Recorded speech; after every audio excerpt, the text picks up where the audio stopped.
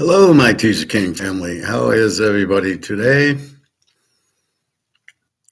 Just checking my audio. Yes, that's working. Okay. Hope everybody's well. I found out it's Good Friday. I didn't know it was Good Friday till this morning. And I checked my gold price. Well, gold was up $45 yesterday, uh, up to 22.33. So I go this morning and maybe it'll be 2,300 by now.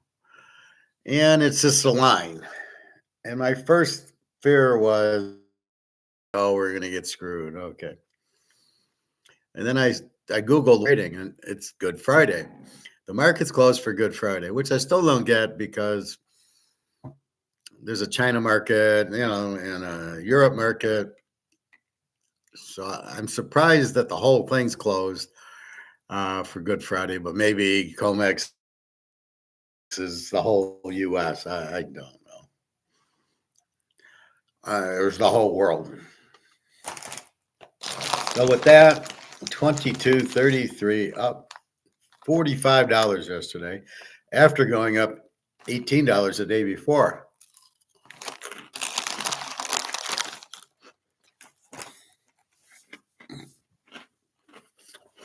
So you can see when it was knocking at the door at 21.99. Well, it hit 22.11, goes back down to 21.70. That's central banks. That's Comex dropping it, the derivative players. And it goes back up to 21.99. And it goes back to 21.71. So slowly you can see there to the derivatives to keep the price down, but it just keeps going up. Then it finally went 21.99 to 21.80. So you can see it's not going back to 21.50. And then finally, once we broke through 22 yesterday, it's all the way to 22.33, which just, that's a big move. And my thought on that is Comex is done, right? They tried to keep it down, couldn't do it. Now they're going to go to Bitcoin and mess that up. And I just see that's what's going to happen. So let's just say the boat has left the dock in the gold. So silver's still hanging around 24.95, but silver's going to follow gold. And so I would load up on my silver. If you haven't, it's waiting. Gold's not waiting anymore. Gold 22.33. I was talking to my lifeguard friend. I'd say by the end of next week it'll be 2,300, and by middle of April 2,600. These people that give a $2,200 price tag or $23, they don't know what they're doing. I mean, where are you coming up with that? If you understand inflation, which most people don't, then you would know it's the dollar's zero and the only alternative is gold. See, that's how we look at it a little differently. Our class, right? We're looking at the dollar at zero. We're looking at you have to go find something with value, which is gold. But it is an investment. So not only is it, get you out of the dollar to preserve your wealth, but it's also a very strong investment. It's a double, only because of the price fixing. So you got the price fixing keeping the price down. So it's an investment also because it's going to go up in price because it's not valued properly. If it was not touched, like my Montana card, right? That's 125 because it's not touched. That's where gold should be at least that. You're telling me gold isn't worth as much as a Montana PSA 10 rookie card? So that's where I'm even more positive is that when you see a regular asset that there's high demand for, the Brady card, I don't know what that is, 5 million, 7 million, 4 million. He changes it around a lot. and no buyers. But the Jordan at 500,000, the Montana market prices, that's what we want in gold. And that's why I say it. It's paper. It's not really physical. So that's our gold update. It won't play tomorrow or Sunday. It'll come back on Monday. And I look at it before I go to bed at like 12:30ish. I just check it out, and I'm pretty sure it's going to go up until about 10 o'clock in the morning when London fixes it, down. But now they're going less and less. And I think they realize that if they keep shorting it, they're going to be in big trouble. So I think they're going to short Bitcoin and play around with that. And I heard there was something wrong with Bitcoin. I don't know the name of this, but they was fixing it. So it was one of those devices you need. There's things you need to buy and sell it with, and they were being made off. So I don't know that much about it. Just be careful. All right, let's look at the basketball tournament. So, how did we do yesterday? First game, Connecticut, minus 10.5, wins 82-52. A W for the Teaserking. Second game, Illinois 72, Iowa State 69, 141. I am under 146, winner number 2. See, I didn't trust Iowa State to win, but it's a hard game to play. It's a close game, 3-point. And in these type of games, I'd rather go over under, knowing Iowa State has a good defense on football. I just assume they have a good defense. Well, actually, they have a 61 defense in basketball. So it comes in. So I win both of those. And then we go to the other bracket. North Carolina. I'm hemming and hawing the over. I circled the over 173. And I said, you know what? I think North Carolina is going to win minus 4.5. And they lose 89-87. So North Carolina had a 10-point lead, and then just Alabama. I mean, maybe they did it for Nick Saban. Maybe he was coaching them. I don't know. But again, North Carolina not as strong. Again, it's a different coach, just like Krzyzewski's not there. Be careful. So had the over work 176. The over one's by 3. So that would have been that was a tough one, but it did win. But North Carolina was the play minus 4.5. It loses. Clemson, Arizona. I have Arizona minus 7.5. They lose 77-72. So I go 2-2 yesterday. Not knowing Arizona, not knowing Clemson, that was just a over-under was 152. 9, it was a 149. So it was really close to the over-under. But not knowing the teams, looking at one gives up 70 and 71. The reason I played it was Arizona scores 87 a game. However, they only scored 72 yesterday, so they didn't show up. Okay. So let's look at today. Purdue and Gonzaga. Purdue, 5.5, 154. Again, I like the over in the game. Purdue, they both average 85 points a game. That's 170. So Clemson, Arizona. Well, do I need to write the games down? Clemson wins 77-72. Alabama wins 89-87.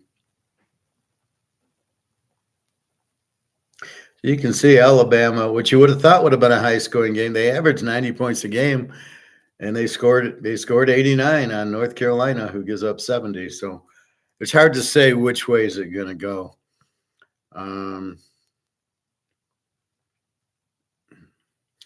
Illinois wins 72-69, and Connecticut wins 82-52.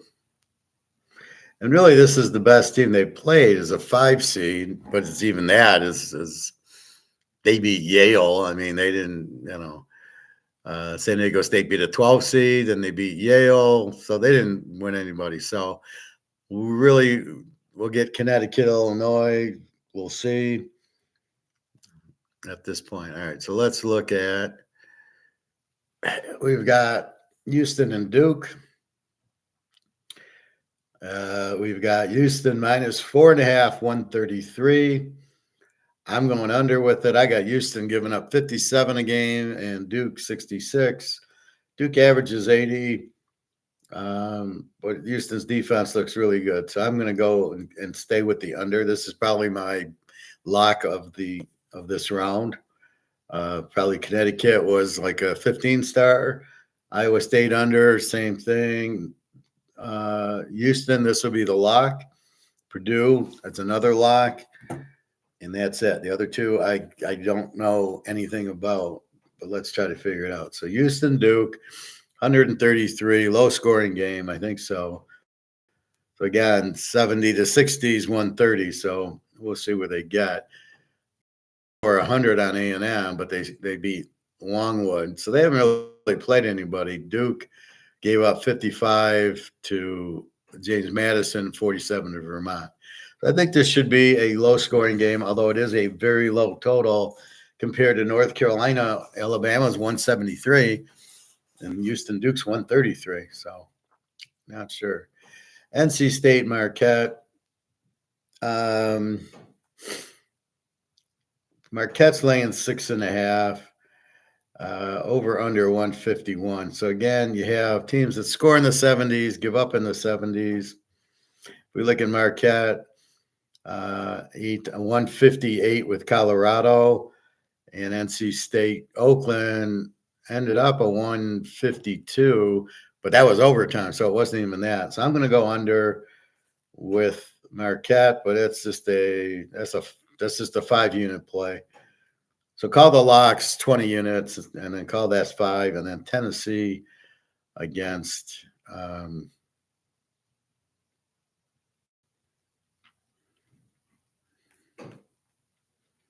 Purdue Gonzaga. I think we talked about that. So Purdue, okay, 5.5, 154. Purdue scores 106 on Utah State. Gonzaga, 89 on Kansas. 86 with McNeese State, and Purdue 78. So this is definitely going to be high scoring. So this is going to be my lock, Purdue, because it's only over 154. So I'm going to call this a 25-unit lock. Houston Duke, we'll call it let's call it a 20. We won't call it a lock. Let's just call it a 20 because it's a 133. This Purdue Gonzaga over 154 is low enough that it's a joke the way Gonzaga is scoring and the way Purdue's scoring. All right, Creighton, Tennessee. Creighton beats Oregon 86-73. Bo Nix, I think, played, didn't he? And Tennessee beats Texas 62-58. It was a 7 seed. So that doesn't tell you anything. Creighton beat Akron in the Akron Open, and then they had a bowl at the Firestone Tournament of Champions. Is that still on? God, I hope so. And then Tennessee 83-49 over St. Peter's. You wonder what these teams are doing, and it's so stupid. The 2 seed plays the 5th. What's the point of that game? If you're going to do that, why have them in there? Oh, there might be an upset. Yeah, okay. Yeah, Oakland beat Kentucky, but it just shows you how good Oakland was that they screwed up the seedings. They were probably a 4 or 5 seed. All right, so Creighton, they beat Akron and they beat Oregon. They're the 3 seed. Tennessee beats St. Peter's and Texas. So at least they beat Texas, a good team, even though they're a 7 seed. Creighton beats Oregon in double overtime. Oh, okay, so they don't score that much. I got to keep that in mind. So do I want over or under or Tennessee here? Tennessee beats Texas. Creighton's the 3 seed. Let's respect that. So now I got to refigure this because I didn't catch that Creighton beat Oregon in double overtime, which means take about 20 points away. So Creighton 77-60 against Akron. So that's 130. So they got a good defense. Tennessee's got a 67 defense. So initially had under. Then I saw the Creighton score against Oregon. I was going to go over, but now that I see double overtime, I'm going to go with my first instinct. I'm going to go under. Sorry, boys, I cut it. So we're going under, and it's just a small play. Let's just make this 7 units. And Marquette, NC State. What did we say there? Marquette. Yeah, they seem to play higher games.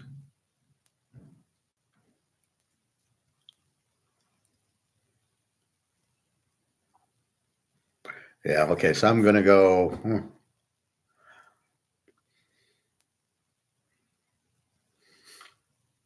What do I do with Marquette, NC State? They played a 158.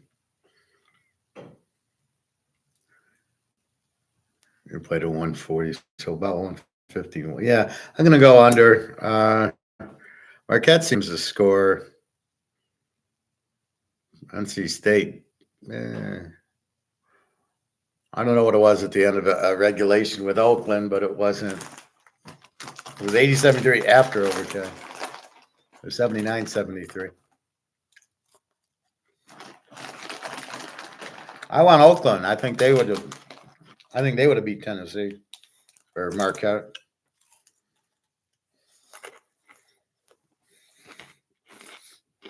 Keep dropping my sticks. All right, so we're going to go under with Marquette, and that'll be 7 units.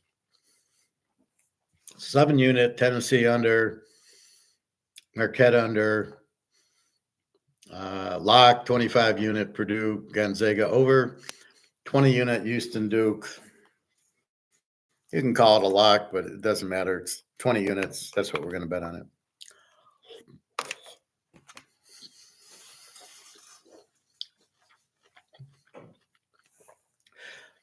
Then we're going to have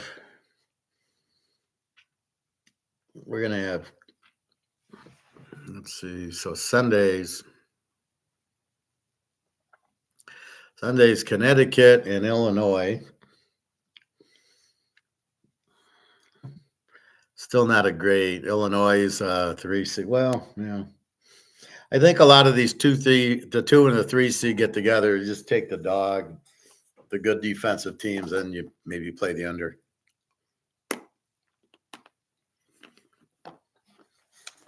Too bad I can't play teasers in this. All right, so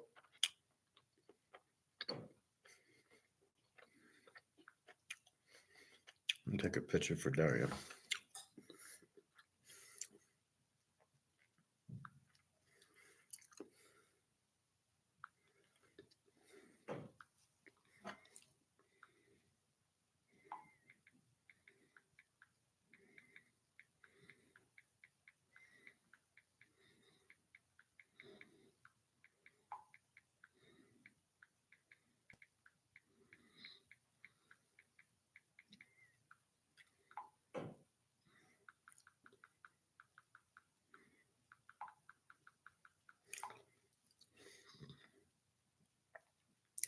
So all I got from her was in the morning, 10 o'clock in the morning.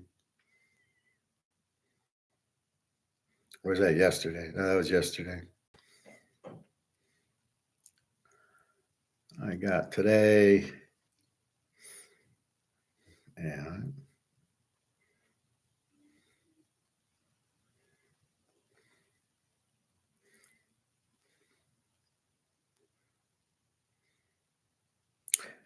seven in the morning.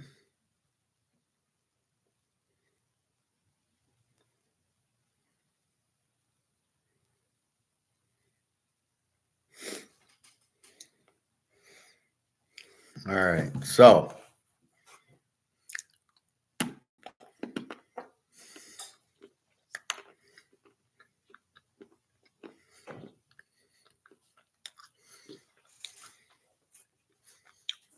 So we got Connecticut against Illinois.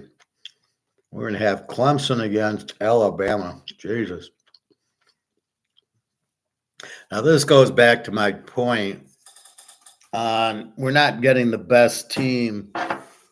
Whoever wins the tournament should not be the national title, because if you think that, so let's see, Connecticut, the 1 seed, won. North Carolina, the 1 seed, lost. Houston and Purdue today. So if you think the best four are Connecticut, North Carolina, Houston, and Purdue, they should be playing each other, right? 2 out of 3. But since Alabama lost to since North Carolina lost to Alabama, Alabama was a 4 seed, so that means they're the 16th best. If Alabama wins, are they the best team? No. If Connecticut wins, are they the best team? No, because they didn't beat North Carolina. So it's really tricky to call this a playoff or this is the national champ. This is a tournament. You won the tournament. Congratulations. You're not the best team in the country. I mean, look at here, Connecticut. I mean, it's a joke. So they beat Stenson. They beat Northwestern. Now they beat San Diego State. And now they get Illinois. Does that make them a great team? No, doesn't mean anything. This is the problem with it, right? It really doesn't mean anything. They beat a bunch of bad teams. I mean, they won their division. That's why you need a playoff. Then you get the best team. All right. So anyway, let's repeat. Houston, Duke, I'm going under because Duke can do the same thing Alabama did, which is upset Houston, and it should be a low-scoring game. So I'm going under 133. Purdue and Gonzaga, I'm going over. Should be an explosive game. Both teams scoring in the mid-80s. We're going over, and because it's only 154, it's a lock. This is like USC playing Washington, and the over-under is only 60. It's a lock. If it was 70, it wouldn't be a lock, but it's 60, it's a lock. And Houston Duke is like almost an Iowa game. It's like over under a 40. So we can't really go under the way we would if it was 48. 48, it's a lock. 133. 143, this is a lock. 133, we got to play it, but very small. And Creighton, Tennessee is sort of like BYU playing Colorado. Like, I have no idea. Both teams score 80. Both teams give up like 70. Over under 144. I went under, over, and under because I realized Creighton's win was a double overtime win. Tennessee, very good defense. We'll see. And NC State, Marquette. NC State's an 11 seed. Marquette, they scored 80 points the first two. So 80 to 70 were a winner.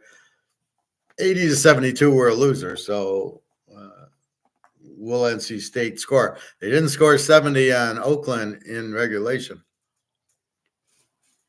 And Oakland's got that tough defense. All right, so good luck tonight. 2-2 yesterday. Hit Connecticut, which was the lock. Hit Iowa State. North Carolina was not a lock, laying 4.5. Neither was Arizona. So if we had to unit it, Arizona would have been like a 5-unit play. Connecticut, the 25-unit lock. Iowa State, maybe a 15-unit. And then North Carolina, Alabama was probably a 5-unit, 7-unit. So here's the units. So now after doing 2-2, the question is, do you trust me? We know you trust me in football. Do you trust me in basketball? I wouldn't trust me in basketball yet. But my thoughts and the thought process and the how do you pick are extremely similar. So I'm not losing sight of why I'm picking the games. but because I haven't watched enough of it to really go, oh yeah, well, for sure Purdue Gonzaga is going to go to 110 or 210. But I can see after a couple of games, Purdue's got the big guy. Gonzaga scores all over the place.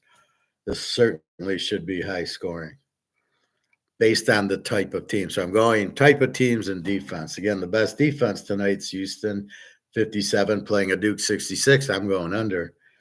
Then you got Purdue and Gonzaga, 84 and an 85 offense. I'm going over. Where it gets confusing is Tennessee Creighton, 80 70 and 80 67. You're like, doesn't help me. And then same thing with NC State Marquette, 78s and 73, very inconsistent.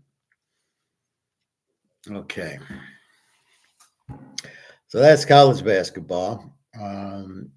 College football, we'll wait till the magazines come out and we'll see where everybody's at.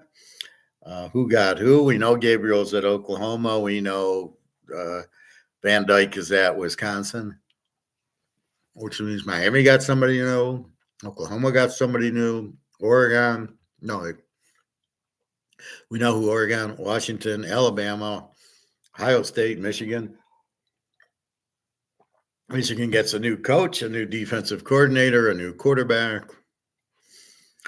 You don't know anything about the coach, so there's nothing you can really do about Michigan. Michigan State's terrible.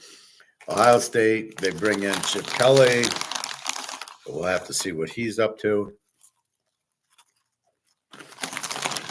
We know he's a good offensive mind, so I would think they would score a lot more points.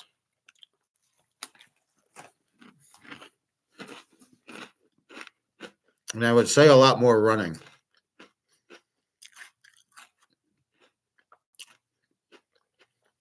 All right. So he did develop Thompson Robinson, who's a pretty good quarterback.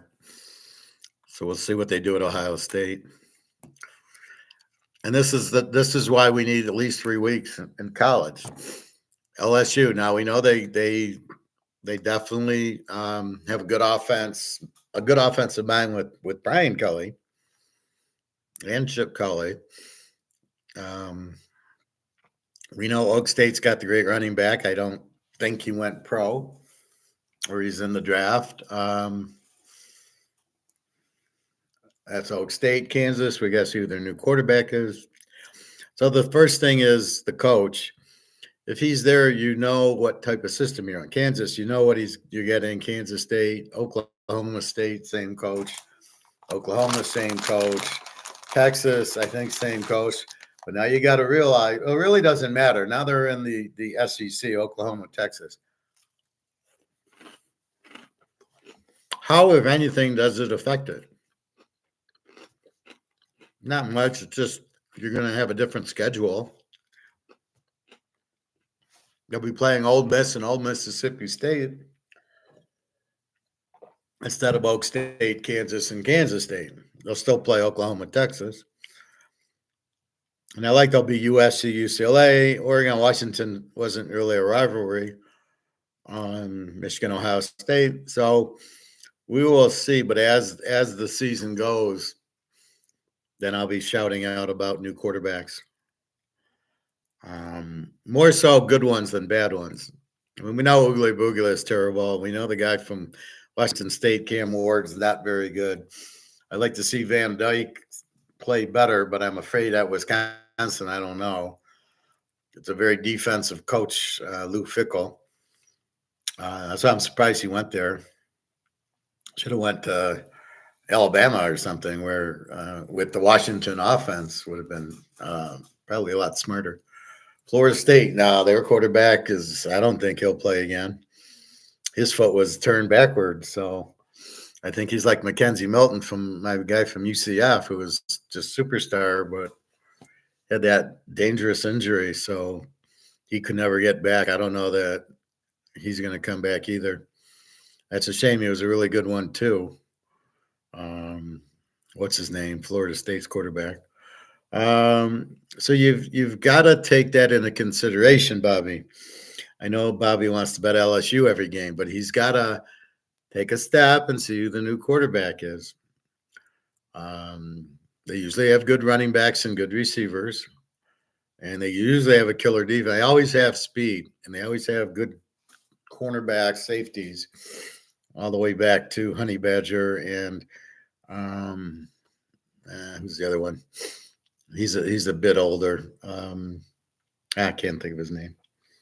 Patrick Peterson. So I mean, they've always had really good defensive backs, good linemen. Unlike Alabama, who Alabama does not have good defensive players. I'm sorry. Just because it says Alabama on their helmet, they're not good defensive players. Yeah, I know the kid on Houston won Defensive Player of the Year. I never heard his name called. Again, you never watched Houston, and I don't know. I think it's just a BS that he went to Alabama and he won it. And who was up for the award? How many good defensive players were there? Everybody's drafting wide receivers and quarterbacks or offensive linemen.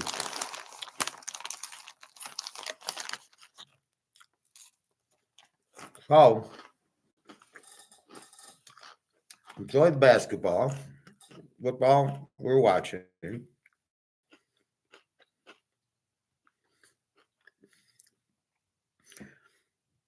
And then we got 2 Egons I saw today. So we're going to go through Egon in a minute. Gold 22.33. And that was fast. I did class yesterday about this time, a little earlier. It was 22.20. By the time class was over, it was 22.33. And it would have won another 50 points today had it been open. But I'm glad it was closed for Easter. And they didn't close Comex because they're scared it's going up too much. I think at this point, Comex and the Fed are realizing we can't keep the price of gold down anymore. We want to, so nobody buys it, but the whole world's buying it. The only thing I get disappointed listening to Mark McGuire and Alligator and Egon, the whole world's in paper, the whole world's collapsing. We get it. My question is, Egon from Switzerland, how the hell is the Swiss not gold back? Why do you have a paper currency that's going broke? You're supposed to know everything, Switzerland. How are you going down?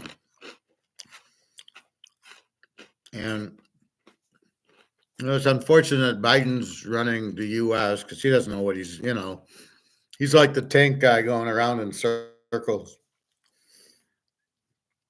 But where is anybody here to stop this mess? We can talk about it, and I can give you an answer and say buy gold, and you can buy gold and survive. But we can't get to the root of the problem. Why are they printing the money to nothing? Who's in charge of this shit? JP Morgan, I believe. So that's really where the problem lies. Is all they do is keep printing. And it's just a shake my head moment.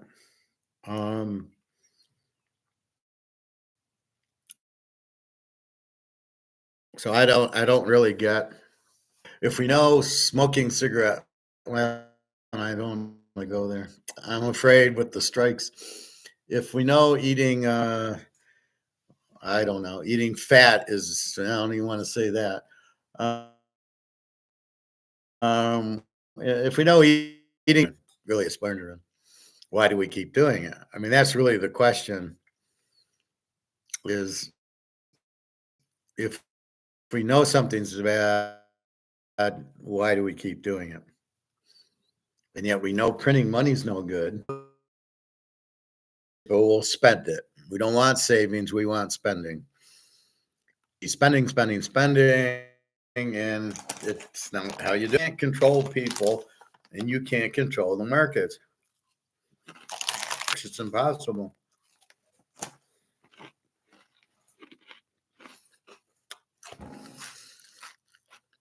Which is what we learn in Austrian economics, but apparently nobody wants to understand Austrian economics. the easiest thing to learn.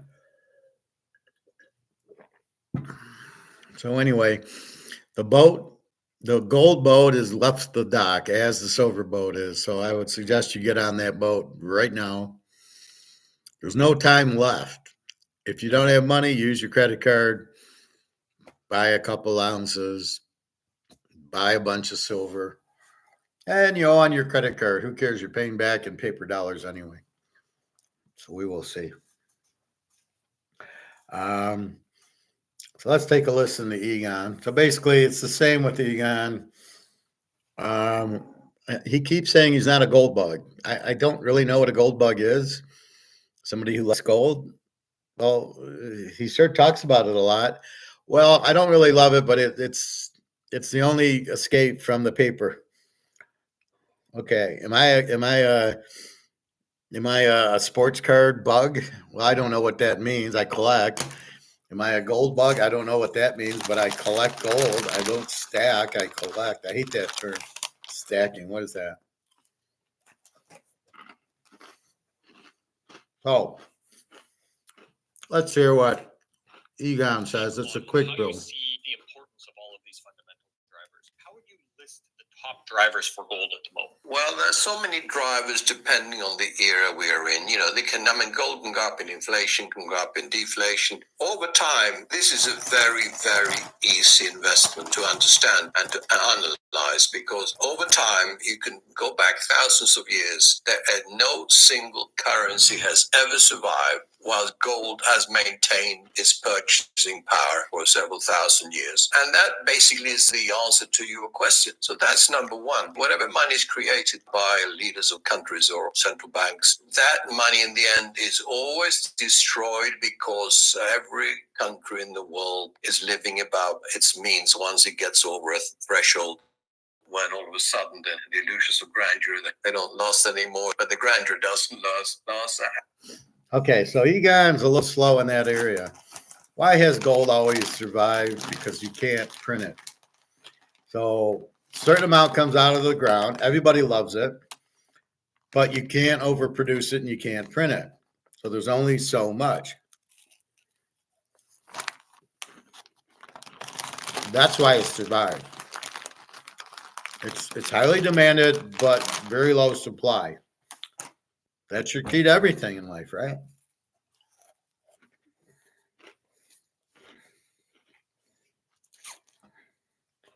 So why does every currency go out? The real answer is because they print it to death. You can't keep printing this to what do we got? 20 trillion?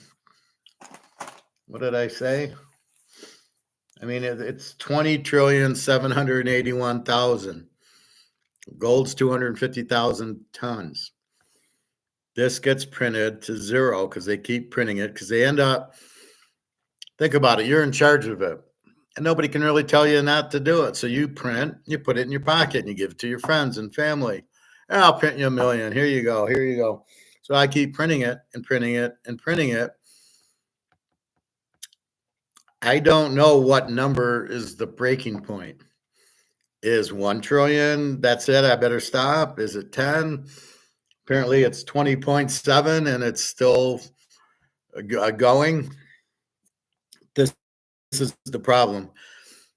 In every country, there's paper printing, which allows wars, because you go, we'll just print more money to pay for the war. That's inflation. No. Inflation's prices. So they don't have the concept of what inflation is. It's printing this. It's not prices. Prices is not inflation, my God. And then they get you into believing it's year over year inflation. So if my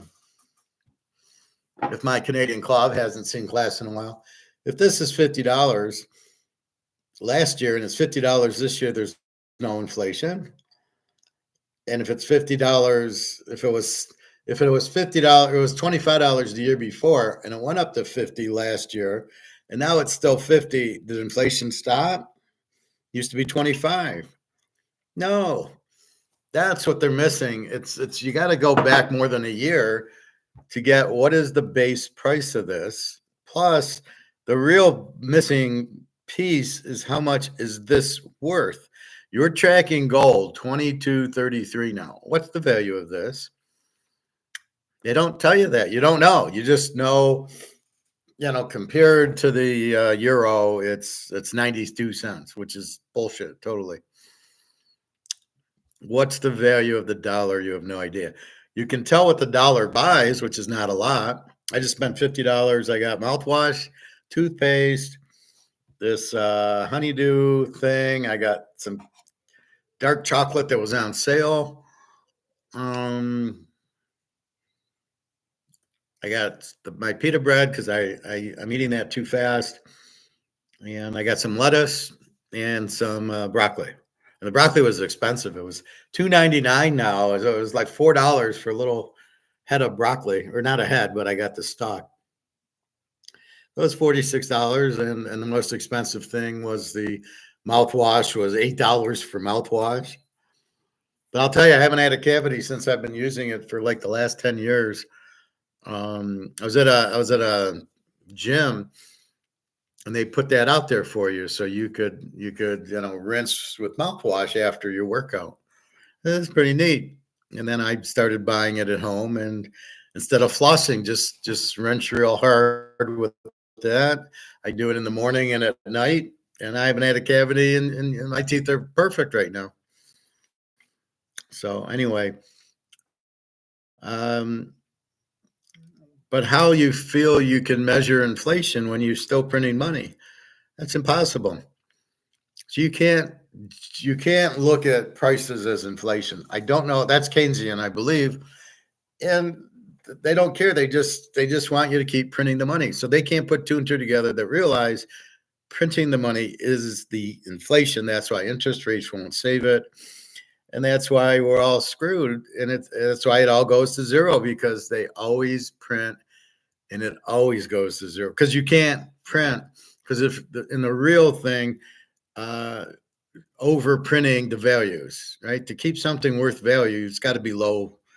Rolex, if they made a million, well, let's say they made a million Rolex, what do you think? They'd sell them for $20.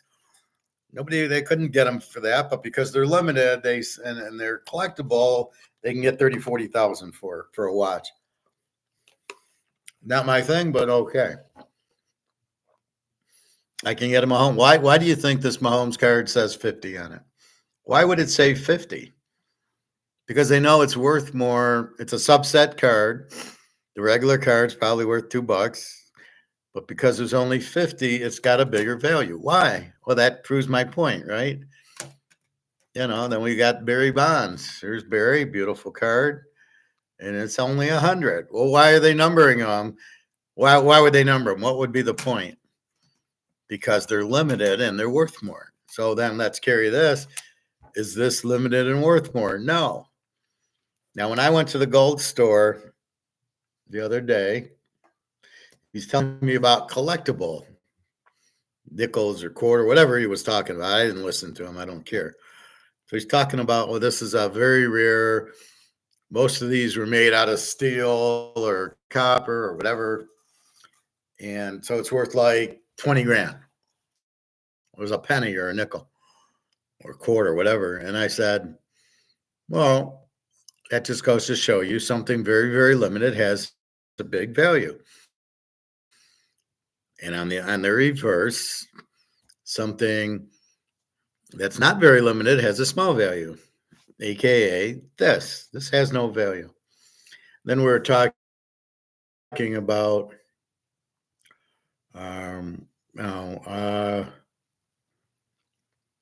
I made the comment. Well, it's just like the Hannes Wagner 1902 card, 1906 card. There was only 6 or 7 made.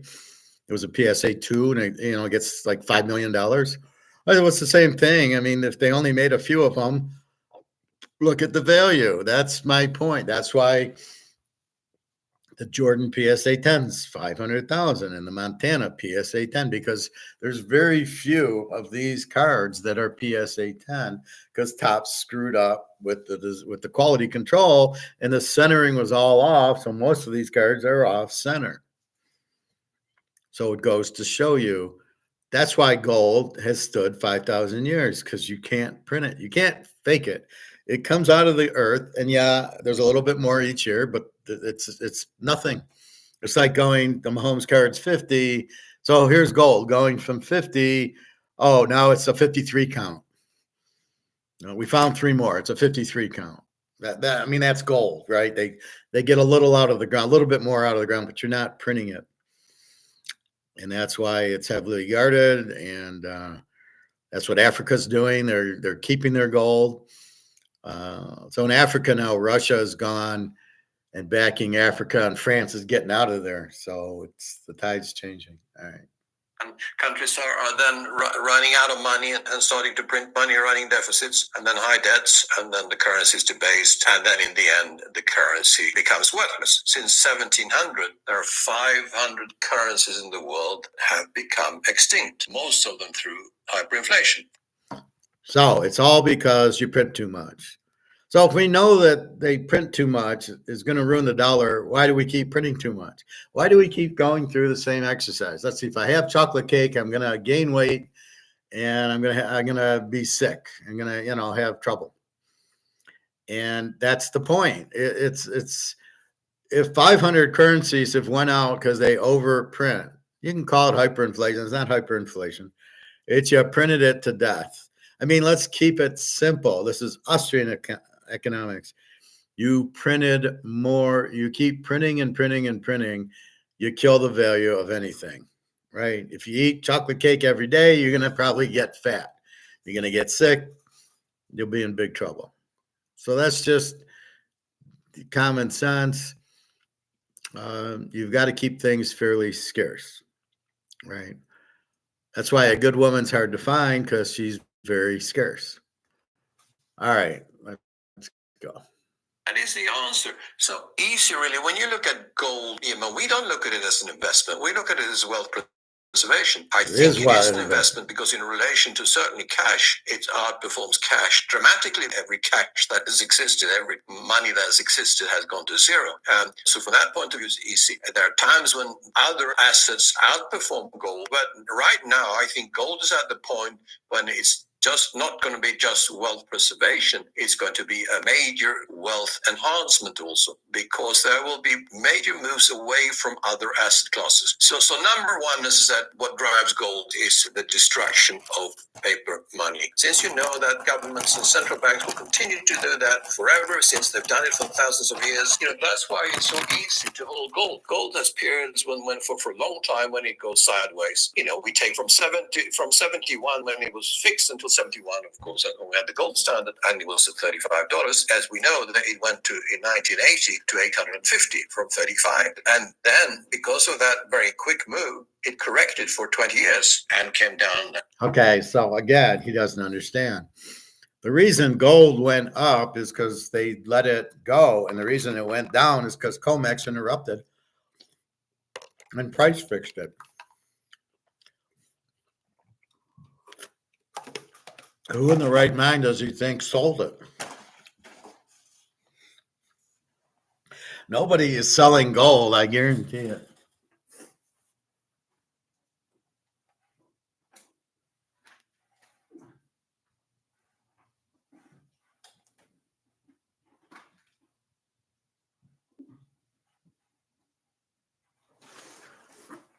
I mean, you get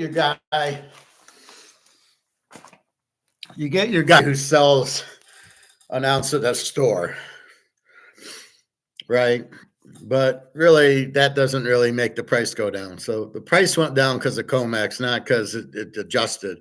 It went up because there wasn't Comex. As soon as Comex got out of it, it went down. So that's really what happened. So again, he doesn't quite understand it. It's not at market, so it didn't correct. It's been price fixed. See, I guess I get this because I gamble, right? So I know price fixing like game fixing. as far as to 250. So it went from 35 to 850, back to 250. And that's when we went into gold at the beginning of the century. And we averaged in on at about 300 and haven't obviously sold anything, but added only since then. And that's what our clients do too. I mean, they're wealth preservation clients. So if he really knew what he was doing, he would have bought it at $37 an ounce in 71. Because as soon as the dollar is not backed by gold, it's going to go to zero. And the gold will go up because it's based on the dollar going to zero, makes gold go up because it's valued in dollars. If it wasn't valued in dollars, it wouldn't go up. The dollars would have a fun time being manipulated. Anyway, so that's what happens because it's valued in dollars. So if he really knew what he was doing, what I know now, any country that gets off the gold standard, I would immediately buy gold. But in this case, everybody's in paper, which asks the question, how the hell is everybody in paper and nobody's on the gold standard? Now Zimbabwe just got on the gold standard. So let's see what happens with BRICS. They're buying it without having to look at their price on a daily basis. They never do. That's not what you should do with gold. Gold is real wealth, and therefore you never have to worry about the value. So that's your first backer of gold, your governments and your central banks, because you know they'll destroy your money. Number two, there are, of course, that we are seeing right now and going to sadly see more of, which is war. Major wars will drive gold up because uncertainty in the world is obviously a tough. Only if it's not price fixed. If the gold is price fixed as it is, the paper gold, nothing brings it up because they don't want it. They keep knocking derivatives and knocking the price down. That's why it's going to the moon, is because once they get out of it, I mean, right now with just the Russian war, it should have been, 5,000. And now with this Israeli war, it should be like 10 to 15,000 an ounce if it was free market. And then the fact is that everybody's printing the dollar to zero. You don't have a choice. So you're not keeping in money because of the war. You're not keeping in money because there's no value in the money. They've printed it to zero. That's why you're buying gold. The war, yeah, there's more risk because you got to spend more and the dollar loses value. But in this case, the dollar's already lost value.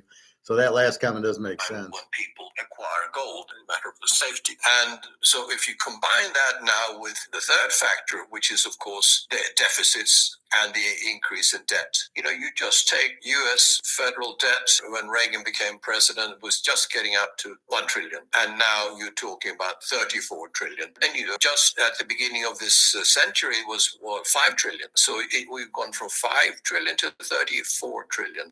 Just in this century.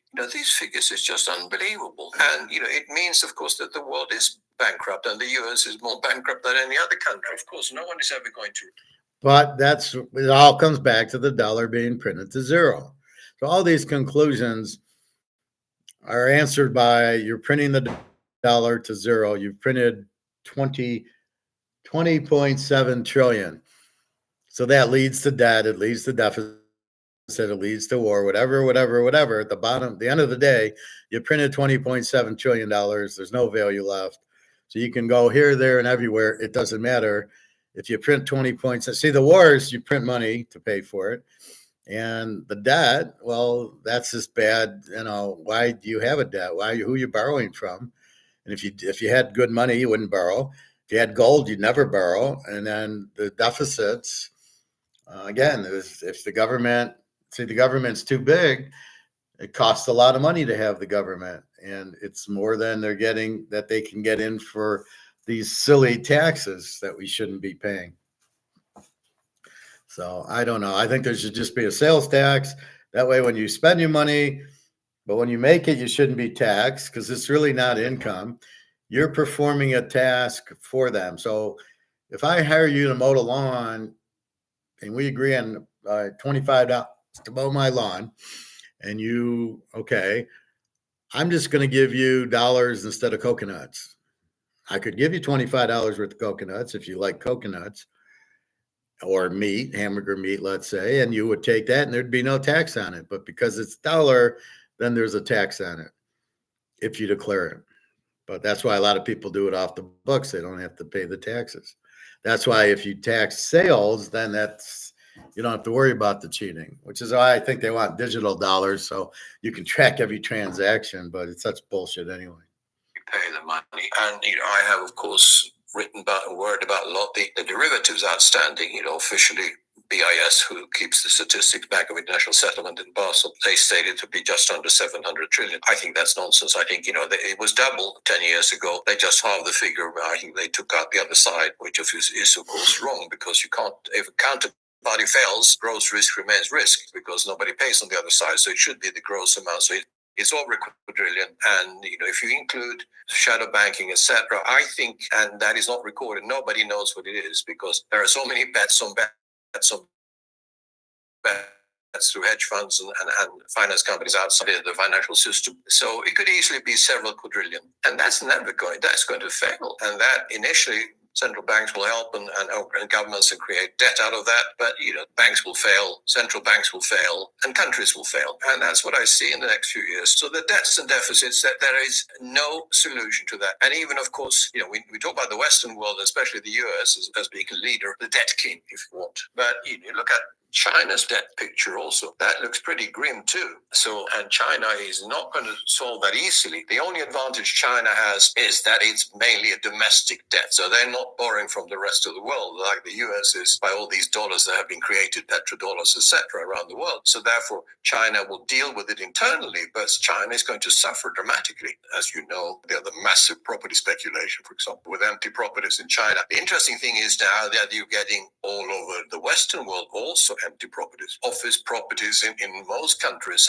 and in many states in the US are now standing vacant up to 50% in many places. And the property or real estate loans in banks is turning so sour now that in itself, I think within the next year will make banks go bankrupt. So just that area is a massive problem. Then you have all the personal debt and corporate debt, etc. Private equity, for example. I mean, that's the biggest bubble ever in my view. And it only works as long as the music is playing. When the music stops, those values that private equity companies pretend that companies are worth, they're not real. When the stock market starts going down, there's no chance of selling these investments, or these private equity deals will be worthless. So there are so many areas now within the financial world and the banking world. Everything comes out when there are problems. I mean, I remember in periods like in the 70s, you go from early 70s, good times, everybody spending, all of a sudden times turn bad, stock market crashes like in 73, fall by 2/3. And of course, then a lot of things have been swept under the carpet, all the bad things, and they come out. And this is when you get, like we heard in the early 70s, you had banking collapses, you had savings and loans in the US, etc. And so we're going to see that again. There's no chance for this banking system to survive. Of course, they will restructure. Of course, they will come up with CBDCs, central bank digital currencies, but they're just another form of paper money, fiat money. It's not going to solve anything. It's just going to be an illusion for a while that, we sweep the old debt under the carpet. Now we have new money, but the old debt is still there. And the assets that the old debt are backing, if that's just made to disappear, the debt disappears, the assets will also implode. And that's what we're going to see in coming years. It'll be a very difficult period for the world. But there is no other way. There's no way to solve this, Tom, by printing more money, and then there's obviously no government in the world is going to just slash expenses by 50% because that's politically impossible and a political suicide. So they'll continue to print money until it becomes probably worthless. As the US dollar is down 98% since 1971 when the gold window was closed. So only 2% to go. But of course, that 2% is 100% from now. And that's going to happen in the next few years. So anyone talking about dollar being strong, well, it's been a little bit stronger relatively for the last few years. But that's totally meaningless. There's no prize for being second to the bottom. They're all going to go to the bottom. Where the US dollar comes a little bit behind one or two other currencies, I think the dollar will start the real move down relatively soon. So we will see worthless currencies, and we will see a reset, which is not a reset that has been constructed by someone. It's just an accidental reset, if you want. And that's the only way that the world can come back to parity again, because we cannot grow. The world cannot grow from a debt level of 100 trillion in the US total debt. And as I been showing U.S. federal debt, which is now 34 trillion. It doubled since Reagan, for example. It's doubled every 8 years on average. So Reagan, it was, as I said, just under a trillion. Now it's 34. So it's doubled every 8 year on average. For the federal debt, takes us to 100 trillion by 2036. And I think that's conservative because I think it's going to get worse. I think deficits are going to get bigger. If interest rates go up, as I expect also, interest rates are now artificially low. The Fed is not going to have any chance of keeping interest rates low. The market, especially the long end of the market, will pull them up. And I wouldn't be surprised to see 10% interest rate or more, like the one the 70s. And of course, if you take 10% on 100 trillion debt, take 10 trillion interest, that's what 2.5 times the US budget today. This can only be resolved, as I said, by an implosion of the current system, which will lead to massive suffering. We have to start without a debt. That's the only way that the world can continue to grow long term. Of course, it means starting from a much lower level, but hopefully a much sounder level also. And then, take another 100 years or more for the next bubble to appear again. And that's the history of the world's financial system and the world economy. So these are just cycles. It's just that I think we are at the end of a major cycle now. That could be a 200-year cycle or a 2,000-year cycle. We'll only know afterwards. So therefore, the correction now will be bigger than it has been for a long time, because also you're looking at this time the whole world. That we've never seen that before. We've never seen such a bubble in every part of the world, in the West, in the East, in China, in emerging countries, etc. And that's why the fall will be much greater now than we've ever seen before. Before, it's always been a region or a country that could be saved by the rest of the world or ignored. But now it's actually the whole world. Intellectually, it will be fascinating for observers like you and I and many others who are actually looking at this on a daily basis. Humanly, it'll be horrible. Then link wars to this, which I think is inevitable. The US doesn't want peace. The neocons in the US want war. They want war, but they know the consequences of nuclear war. So that's the dilemma they have, because a nuclear war is the end of the world for most people. Nuclear war is not a solution. They know that. There are a lot of trigger-happy people in the world, especially US neocons. And of course, sadly, you have a president who is not in charge, and he is being guided by other people who are unaccountable.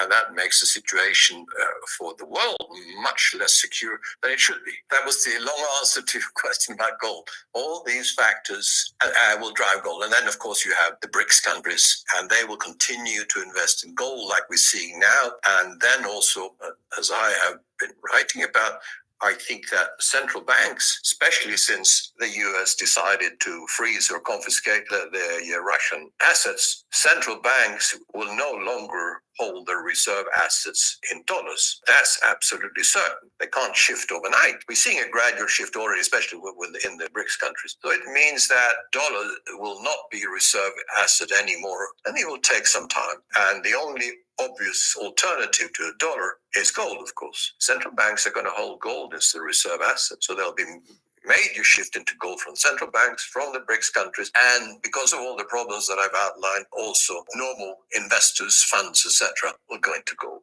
I'm not a gold bug. We went into gold 25 years ago because I don't know what that means. The problems in the world coming. We saw the end of a major cycle, and we decided the best way to protect your wealth is by holding physical gold, obviously outside the banking system. So, we're not gold bugs at all, and I don't care about what happens to gold tomorrow or in 2 years' time or whatever. I know that this is the best way for myself or for family, for our investors to protect their assets. It's very simple, has been throughout history, and will continue to be.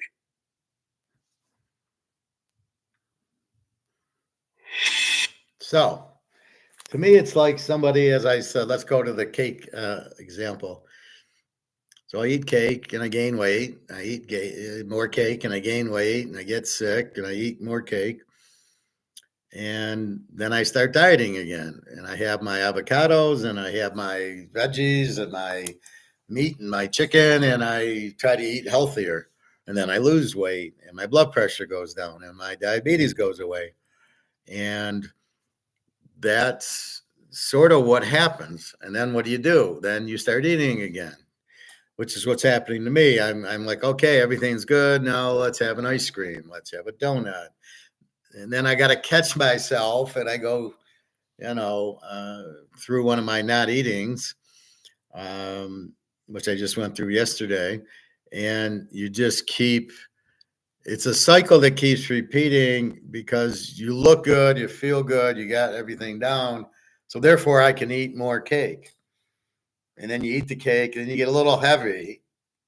And Jenna's going, you look like you gained a few pounds.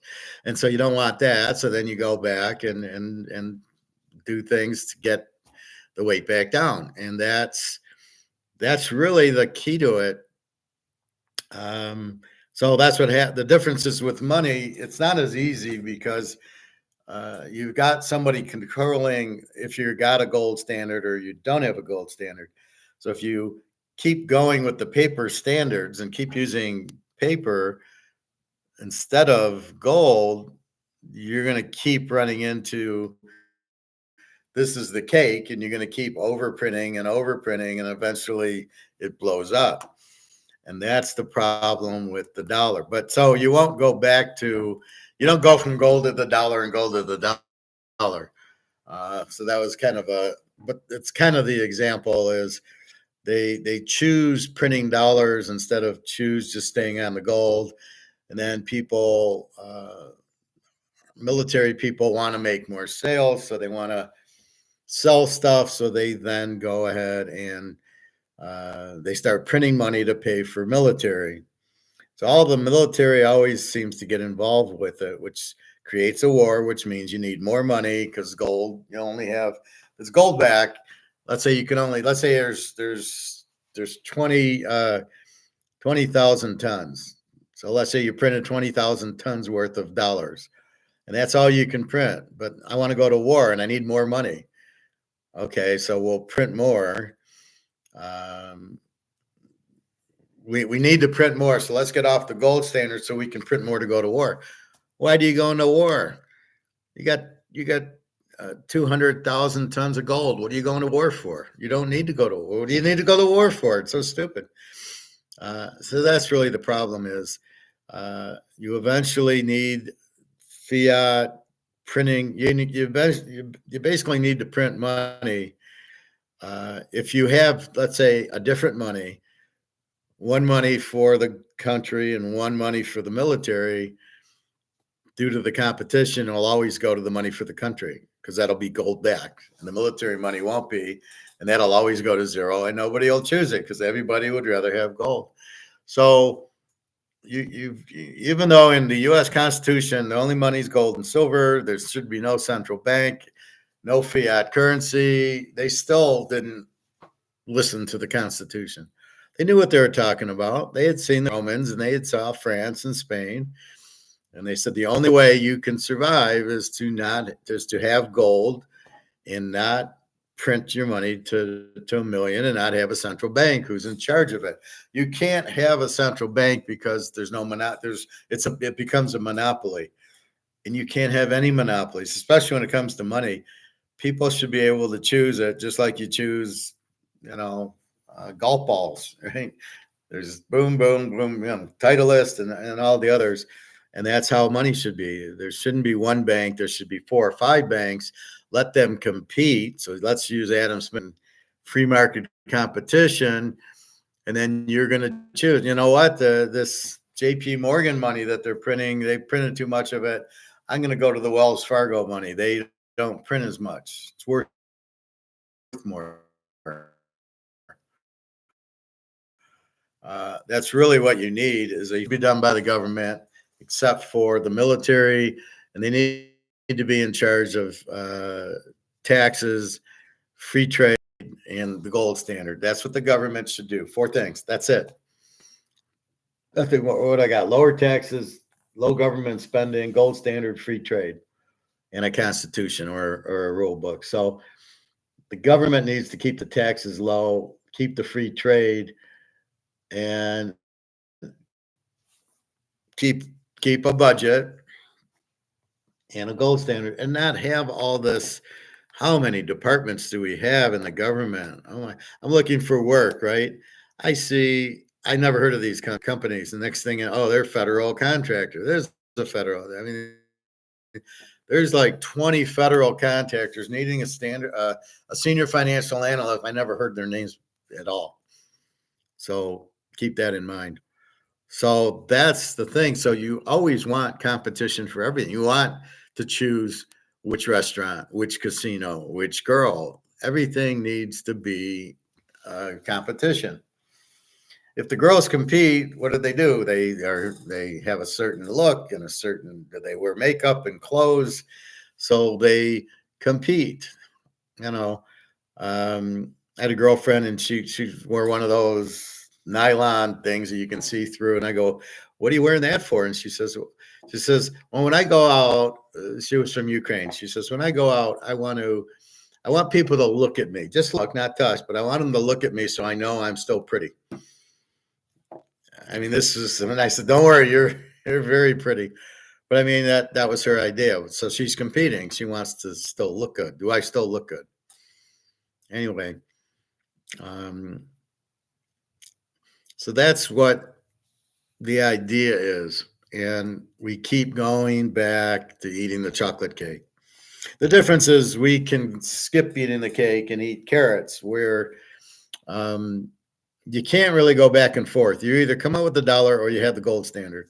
You can't really go back and forth. But it seems like what we're happening is we're going gold standard.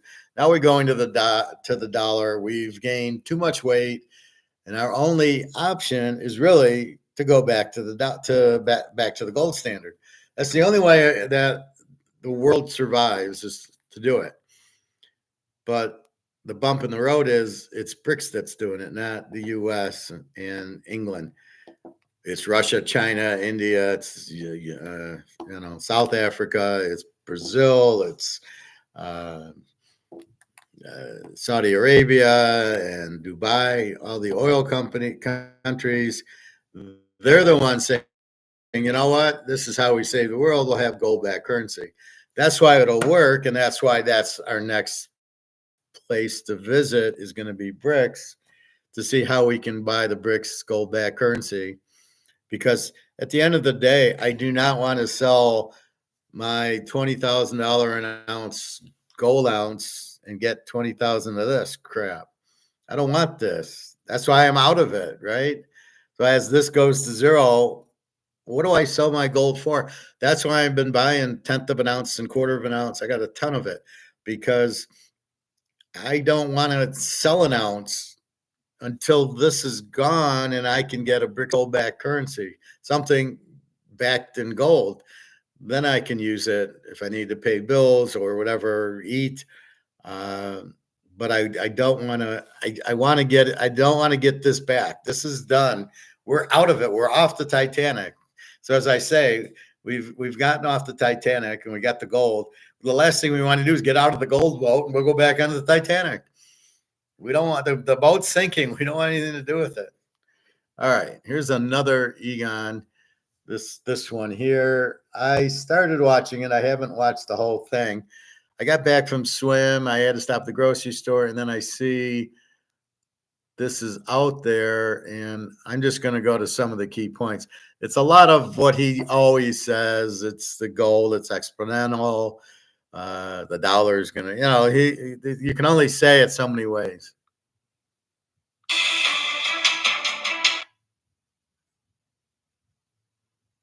Today for the whole of this year, I think, Jan, because it's happening gradually, but still slowly, but there will be some major events coming later during this year. I'm quite certain. I heard once this telling slowly, but then suddenly. Egon, one thing of many came true. The inflation persists or remains higher than anticipated. Let's begin with that. Inflation in the US, as measured by the change in the CPI, rose 3.2% on a yearly basis in February from 3.1% in January. The BLS... All right, so all of a sudden, the first thing is incorrect. The inflation is not measured by CPI. What does he say, right? 3.2% in February versus 3.1 expected. We know gold inflation is 20%. We don't even care about inflation because you've printed $20.7 trillion. It really doesn't matter. Inflation's just, I don't know what it's trying to measure, really. I guess it's, to me, it's how many dollars you've got printed. We know it's 20.7. it's got nothing to do with prices, because I've shown you 15 times that a price can go up from 3 years ago and then maintain because the consumer doesn't want to pay for it, and therefore it doesn't. Only a few critical things, maybe milk and eggs and butter. I don't even know if that's critical, or bread, whatever the kids eat. So that's what's critical. The rest is not. I don't need to eat a New York strip. I can eat a Delmonico, or I can eat a hamburger, or I can eat chicken. I can eat other things. So therefore, if the price gets too high, I don't buy it. So how do you measure inflation in prices? You can't. So right away, this first segment is ridiculous, because they're not even measuring inflation properly, as if we need to even measure inflation. We don't need to measure inflation. I mean, that's the other thing that they're really getting you on. It's like saying, well, you know what, the Titanic, but look at the dishes on the Titanic. Aren't they nice? And you're going, who gives a shit? The boat's sinking. I don't care about the dishes or the silverware or whatever it is that you're trying to compare, like what inflation's doing. At the end of the day, the boat's sinking. At the end of the day, I don't care what inflation's at. The boat's sinking. If you go to Venezuela, or you go to some of the Zimbabwe with their regular dollars, and Sri Lanka and Greece, the inflation's huge. Didn't go anywhere. But like Venezuela keeps printing new money. It's like the sixth Venezuelan dollar, and inflation's like 600% or 6,000%. Basically, nobody can afford anything because they don't have anything to pay for it with. The dollar they have to use has no value. That's where the government is screwing you, right? So they're printing worthless dollars, and they'll come out with a new dollar, and that'll be worthless. So don't get caught into that game. It's all worthless except gold and silver, and that's why we're buying it now. All right, so let's Reported on Tuesday, annual core CPI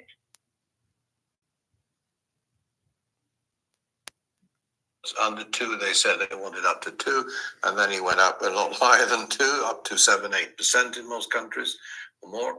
And then they say they're going to put it back to 2 again. They have got no tools to change inflation. This is political or events outside their political sphere that actually makes inflation move.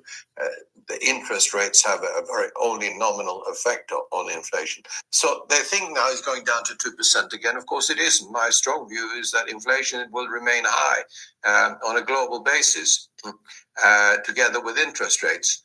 And this now, of course, excluding food and energy is ridiculous also in these figures, because that's what everybody eats something and everybody uses fuel, and they're a major part of most people's spending. So we have a temporary reduction in inflation, although last month, as you said, it was higher, but you're still talking about 4 annualized. If you take 0.4% for the month, I mean that's still almost 5% for the year. So it's still much higher than they intended to be. Inflation is here to stay on a global basis. Commodity prices will continue to go up. Food prices will go up, and oil. Poor Egon, he just doesn't get it. Prices going up. It's that's why you need free market. The market determines the price. So prices won't go up if nobody buys. So if the Coca-Cola is $3, why isn't it $10 by now for a 2-liter of Coke? People don't pay the 3. I'd say more than half the stuff I just saw at the grocery store today, buy 5 and get 1 free. Buy 7 and get 1 free. 7 for $1 for $7, like avocados. So you got to buy 7 of them for $7. Otherwise, they're $1.59 or whatever. Why so many? Because they can't sell them, and the inventory is going to go bad, and they're going to lose money. So they're kind of going backdoor around that. They're trying to do price increases, but nobody's taking it because we control the prices. You can't make there's always a substitute. I don't know anything there's not a substitute for, except at this point, maybe gasoline for your car. It's funny, some guy was out front delivering something to one of my neighbors, and he was driving a Tesla. And I said hi, I was friendly, and he gets in, he's about to get in the car. He says, "Be careful, it doesn't catch on fire on you." I wasn't joking. He laughed, but good luck driving electric cars. All right. And fuel in general will also continue up. So the whatever reduction we've seen now is not going to last. But at least, Egon, they use these higher inflation numbers to increase the fear that the Fed might not lower the interest rates as expected. They are still playing the market. And I have here an interesting observation in an article by Zero Hedge, Egon. The ETFs that used to accumulate gold, they continue to lose gold while the gold price is rising. We are close to a record high. In my view, Egon, a very strong development, and I think it shows there is a good chunk of distract into those vehicles. We see here the gold price increasing, obviously, and the holdings, the ETF holdings, decreasing, continue to decrease. This is a very bullish sign. You have then funds and ETFs who are have been selling gold since 2000, middle of 2000, and in spite of a rising price, they're totally on the wrong side of gold. But of course, the main buyers of gold currently are the BRICS countries and the central banks, and they are obviously ignoring what investors are doing short term. There will be a point when all of these funds and the ETFs will turn around. And once they turn around, well, what's happening is we're pulling our money out of ETFs because we want to buy physical gold, and we realize ETFs are a Ponzi scheme. They don't own any gold. If you bought ETFs thinking you own 20 ounces of gold, you don't own anything. So it's just a Ponzi scheme. You'll never get the money. It's in dollars. I think people are realizing this, and that's why ETFs are going down, because I want physical gold. I don't want ETFs. All right.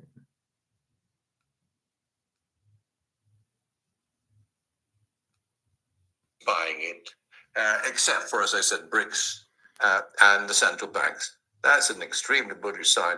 Of course, the central banks, when they buy gold, they don't buy in the market. They buy off market always. So they don't even, they only influence the price on the margin. Still, as I said, there's not so much gold around. And what is now available for purchase for these central banks in the BRICS countries is putting upward pressure on gold. And that's just the beginning, Jan. It's just the very beginning. Another very interesting graph in this article, Egon, we know that the crypto and especially Bitcoin had an incredible bull run. Let's see what happened. Obviously, many new ETFs were registered or allowed to start trading, and that drew a lot of money into Bitcoin. We see here ETF flows and the repetition of what we just saw, the outflows in gold. And nevertheless, the gold price is rising, although we saw this big distraction and the inflow into Bitcoin, another very strong sign for this gold bull market to me. Well, this is a totally different market. And now, of course, since Bitcoin is continuing to go up, now banks have to get into it, funds have to get into it, and ETFs are created for Bitcoin. I'm still of the same opinion. It's a wonderful speculative vehicle, serves no purpose. It doesn't, from the point of view of replacing gold. It will never replace gold. It's just an entry on a computer. That's all Bitcoin is. It's got no intrinsic value.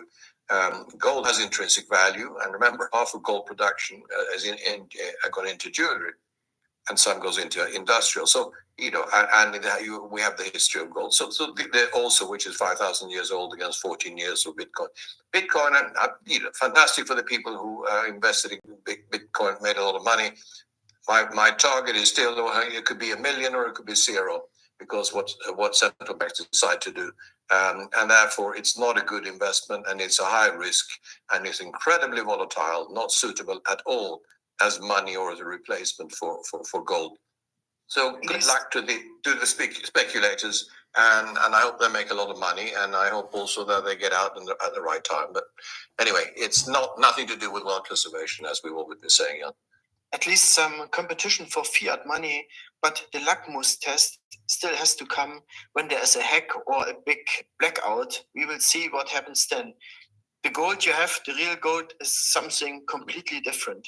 But let me come back to this article, Egon. There is another graphic that I'd like to show. This one I read. When gold rises in your currency despite positive real rates, the gold market is saying your government will have a debt spiral if real rates remain positive. And amazingly, Egon, we had a long time correlation, a clear correlation here between gold and real rates. If this catches up, the real rate has to come down big time, which on the other hand means they have to lower the interest rates, right? As you say, the normally gold goes up, and we can look at that since the 70s. I remember the 70s well. You know, there was negative real rates, which means that negative real rates means that inflation is higher than interest rates. But now we have a situation when interest rates are actually higher than. Okay, this whole section is bullshit. It doesn't matter. You don't raise rates because gold's doing this or gold's doing that. A real rate, so you have the inflation rate, let's say 10%. You have the bank rate, let's say 6%. The real rate is 10 minus 6 is a -4, because you're not making enough to handle the inflation rate, which is what's happening now. They can play around with it and say, oh, inflation's 2 and the real rate's 5, it's 3%, is bullshit. Because they don't include everything in inflation, but it's not even the point. That's not how you do inflation. You printed $20.7 trillion. That's it. That's the bottom line. There's no, oh wait, we'll throw out tuna fish and bread and chocolate. And no, it's printed money, period. So you can't even really get the real rate, but you don't move rates around for inflation. Just a stupid inflation comment here. Which is very, very unusual for gold to rise. But that means that gold is really now signaling there are real problems in the world. Gold is not going up because of technical factors like positive real rates. They're going up because of geopolitical factors, and they're going up because of the economic factors and the fact that most... No, they're going up because you've printed the dollars to zero. It's such a simple concept, and they're going around and around with these things that don't mean anything. Gold is going up because every country in the world's dollars are going to zero because their idiots are printing and printing and printing. And therefore, none of the dollars in any country is worth anything because they're not backed by gold. That is why gold's going up, because all the central banks are buying gold because they realize this. Yeah, the wars or the geopolitical or whatever, it's all bullshit. All that means is that the war means that, oh, wait, it's more expensive. We got to spend more on bullets and guns and tanks and everything. So gosh darn it, we're gonna have to print more money, which makes it worth less. So I want to buy gold. But we're already past that point. We are past the point of no return. Dollars are printed to death. So anything you want to come up with, inflation, a war, and all that is bullshit.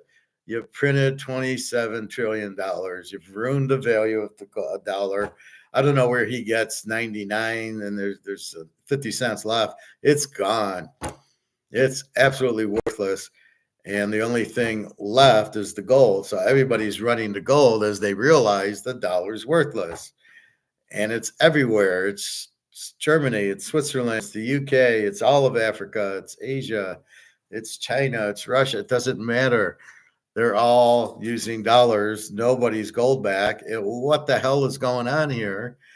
So George Soros behind a lot of it, where he's got Keynesians printing money for all these countries because he puts all these guys in office. It's just that guy needs to get out of here already. Somebody needs to take him out. I don't know why he's still around or still making. I don't know why they're still allowing anything to happen with this guy, but he's the cause. And then everybody's printing because they're Keynesians, and then the dollar's going out everywhere. So everybody who has half a brain, who can listen to me and you tell people, understand that the dollar's worthless, gold's where to go. So everybody's jumping into gold, physical gold. That's all it is. It doesn't. We don't need all the circus here. Countries are running deficits and Nobody increasing cares. debt at an exponential level, debts that can never be repaid. And this is why now the world is worrying about what's going to happen to the world economy and to money. Money will have to continue to be debased It's not at an debased. accelerated rate. Debased is what the Romans did, taking the gold out of the coins. That's debasement. This is called inflation. This is printed money. You're not debasing the money. In other words, you're not taking the gold out of the money and putting in. In other words, if this was actually a gold back, if this was a gold paper, so this was actually had gold, had $1 worth of gold in it, and they took the gold out, that's debasement. This is not. This is just inflation. Which means that your money, as it always has done, will go to zero against gold. This last fall started, as we both know, in 71 when the gold window was closed, and now we're down 97 to 99% of all Down prices against 100%. gold. That is real money, and we have the last bit to go, and that is what we're seeing now, and that's why gold is going up. It's not gold going up, of course. It's the value It is of money gold going down. up. And people who don't understand that, they will lose out. They will actually not. It is gold going up. Gold went up, what, $50 yesterday. That was gold going up. That wasn't the dollar going down because, as you just said, there's still 1% or 0.5% left. Well, if there's still 0.5% left, the dollar didn't go down in value, which means gold went up in value. And that's exactly what happened. And when it goes to 2,300, it's gold going up in value. It's not the dollar going down. Or miss out on protecting themselves by buying gold at reasonable prices, because at some point it'll be very hard to get hold of gold at any price because there's a finite supply of gold. The majority will miss it, Egon, as always. And there is another interesting warning sign. We talk on a regular basis also about the stock markets. They are still high. Something smells there. Okay, they are driven by AI stocks, but some mighty insiders are cashing out. Jeff Bezos sold Amazon shares worth of $8.5 billion in multiple transactions this month. That was in February. Meanwhile, Jamie Dimon, CEO and chairman of JP Morgan Chase, sold $150 million in stock last week. His first cashing out since taking the top job at the bank 18 years ago. Around the same time, Leon Black, co-founder and former CEO of Apollo Global Management, shed $172.8 million in stock, also a first ever stock sale. Similarly, the Trust for the Walton family, heirs of Walmart's founder, sold $1.5 billion in Walmart stock this month.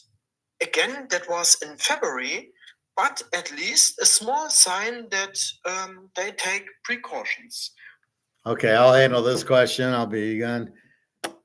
This tells you the market's ready to crash because what do we know? We watched the Michael Douglas movie, Wall Street or whatever, with Bud Fox. And what did he do? He bought, say, Blue Star because Joe Bob says to buy Blue Star. So he's already bought. He bought 50,000 shares.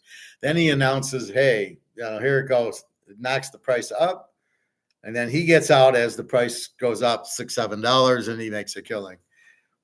Well, what do you have here? These guys are selling billions of dollars worth of billions of shares of stock. Walmart, Jamie Dimon, God knows what he's selling, and the other guy. So that's telling you the stock market's ready to crash. They're getting out before it hits. What am I telling you? To buy gold, the ship's leaving the dock. Here we go. The ship's leaving the dock. You can see it. It's up $100 in 2 days. Here we go. And you better get your gold and silver now before you can. Before you're in the middle of the ocean, you can't get back to the store. So the same thing here, you can see when these guys start selling large shares of stock, they're getting out. Why would they get out if everything's rosy, if the market's going up? Because it's about to crash. So mark my words, we don't really care because we're in gold. We are away from all the Titanic stuff. We are away from all the bullshit Warren Madoff. Madoff. We're what's his first name? We're done with all the Madoff stuff. Bernie Madoff. I was thinking Warren Buffett. We're done with all the bullshit. We are out of all the Ponzi schemes.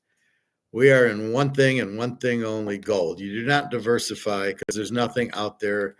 If believe me, I'm giving you the only other alternative, which is Rolex watches and Mahomes, Michael Jordan, Brady. That's the only kind of out you can get if you don't want to be 100% in gold. I'm 99% in gold, and I got these cards, right? That's my portfolio. My diversification is Canadians, Americans, and Cougarans and Philharmonics. That's how I diversify my portfolio. We can see it going up. It's not going to go down. They're done. They can't do anything. All the central banks are buying it. All these wars, people are realizing their dollars are worthless, and off they go. So to answer that question, just seeing that headline of these guys selling their stocks, if you're in stocks, get the hell out now. The stock boat is coming to the dock, right? So the gold boat's leaving the dock. You better get on. The stock boat, you better get off. You should already be out. You should already be out of banks. I told you yesterday, I went to the bank the other day, and the lady asked me, she says, I took some money out to go buy gold, and she says, are you transferring this to another bank? Weird question. I've never been asked. When I took 10 grand to buy gold a year ago, I never got that question. Or when I go 5-6 months ago, I didn't get that question. Why am I getting that? Am I going to a different bank? I thought it was very strange. I can't, like, where would I go? What I'm going to trust? What, JP Morgan or Chase or Wells Fargo, if you can find one around here? So I'm sitting there scratching my head going, no, I'm not going to another bank. So just think, use logic, use the logic I've given you, the Stoics. Think about it. Something looks funny, ask the question. Why are these guys selling their stock? Why is Jamie Dimon and Walton, the Walton guy, Bill Walton, I think, and the guy who owns Walmart, why is he selling all these? And they're selling billions of shares. There's two explanations. One, he knows the stock market's going to crash. Two, because he wants to buy gold. Those are the two explanations. If I was if I was either of those guys and I sold all those shares, I'd want to buy gold with them. I'd be running. I'd be taking it and running to 5 Mile and Haggerty and buying my gold. That's what I'd be doing. All right, let's see. Why Joe Sixpack is still fully invested? Well, you know my view about the stock market, Jan. The stock markets are at the most incredible levels, bubble levels. I think that during this year, and you never know what will happen, but during this year, we will see crashes in stock markets around the world. They're overvalued dramatically. The U.S. market is being carried by 7 stocks, mainly tech stocks, but they are the Amazons, the Apples, etc. Google. Otherwise, the U.S. stock market is not going up. And at some point, we will have the reversal, and that will take everyone by surprise. And this is why some of the clever investors that you're showing, who understand what's happening, they're cashing in. They're right to cash in, because once this starts, no one knows where it will end, but I think 50% is a minimum, and I could see markets going down by 70, 80, or even 90% in the coming years. We don't know when it's going to happen. Could start strongly this year. The important thing is not to try to time it, but actually to protect yourself where you still can, because once the markets start going, nobody's going to sell, or they will sell on the margin, but most investors will hold on and wait for the market to correct. And that correction will never be big enough for people to actually sell them. So a lot of investors will ride this market all the way to the bottom. And that's very... Well, we know it started because, as I just said, those three guys just sold, millions of shares of stock, or, billions of dollars. So that's the start right there. And it's just like the Titanic. We know it's going to sink. It hit the iceberg. The water's coming in. We know it's sinking. We know the stock market's going to crash. It's just a matter of when. And again, just use the logic. Luke, use your logic. Just go, well, we know it's going to happen. Don't ask me when, because you can't really give a date, because it's not like a game, like the basketball game tonight, right? What is it?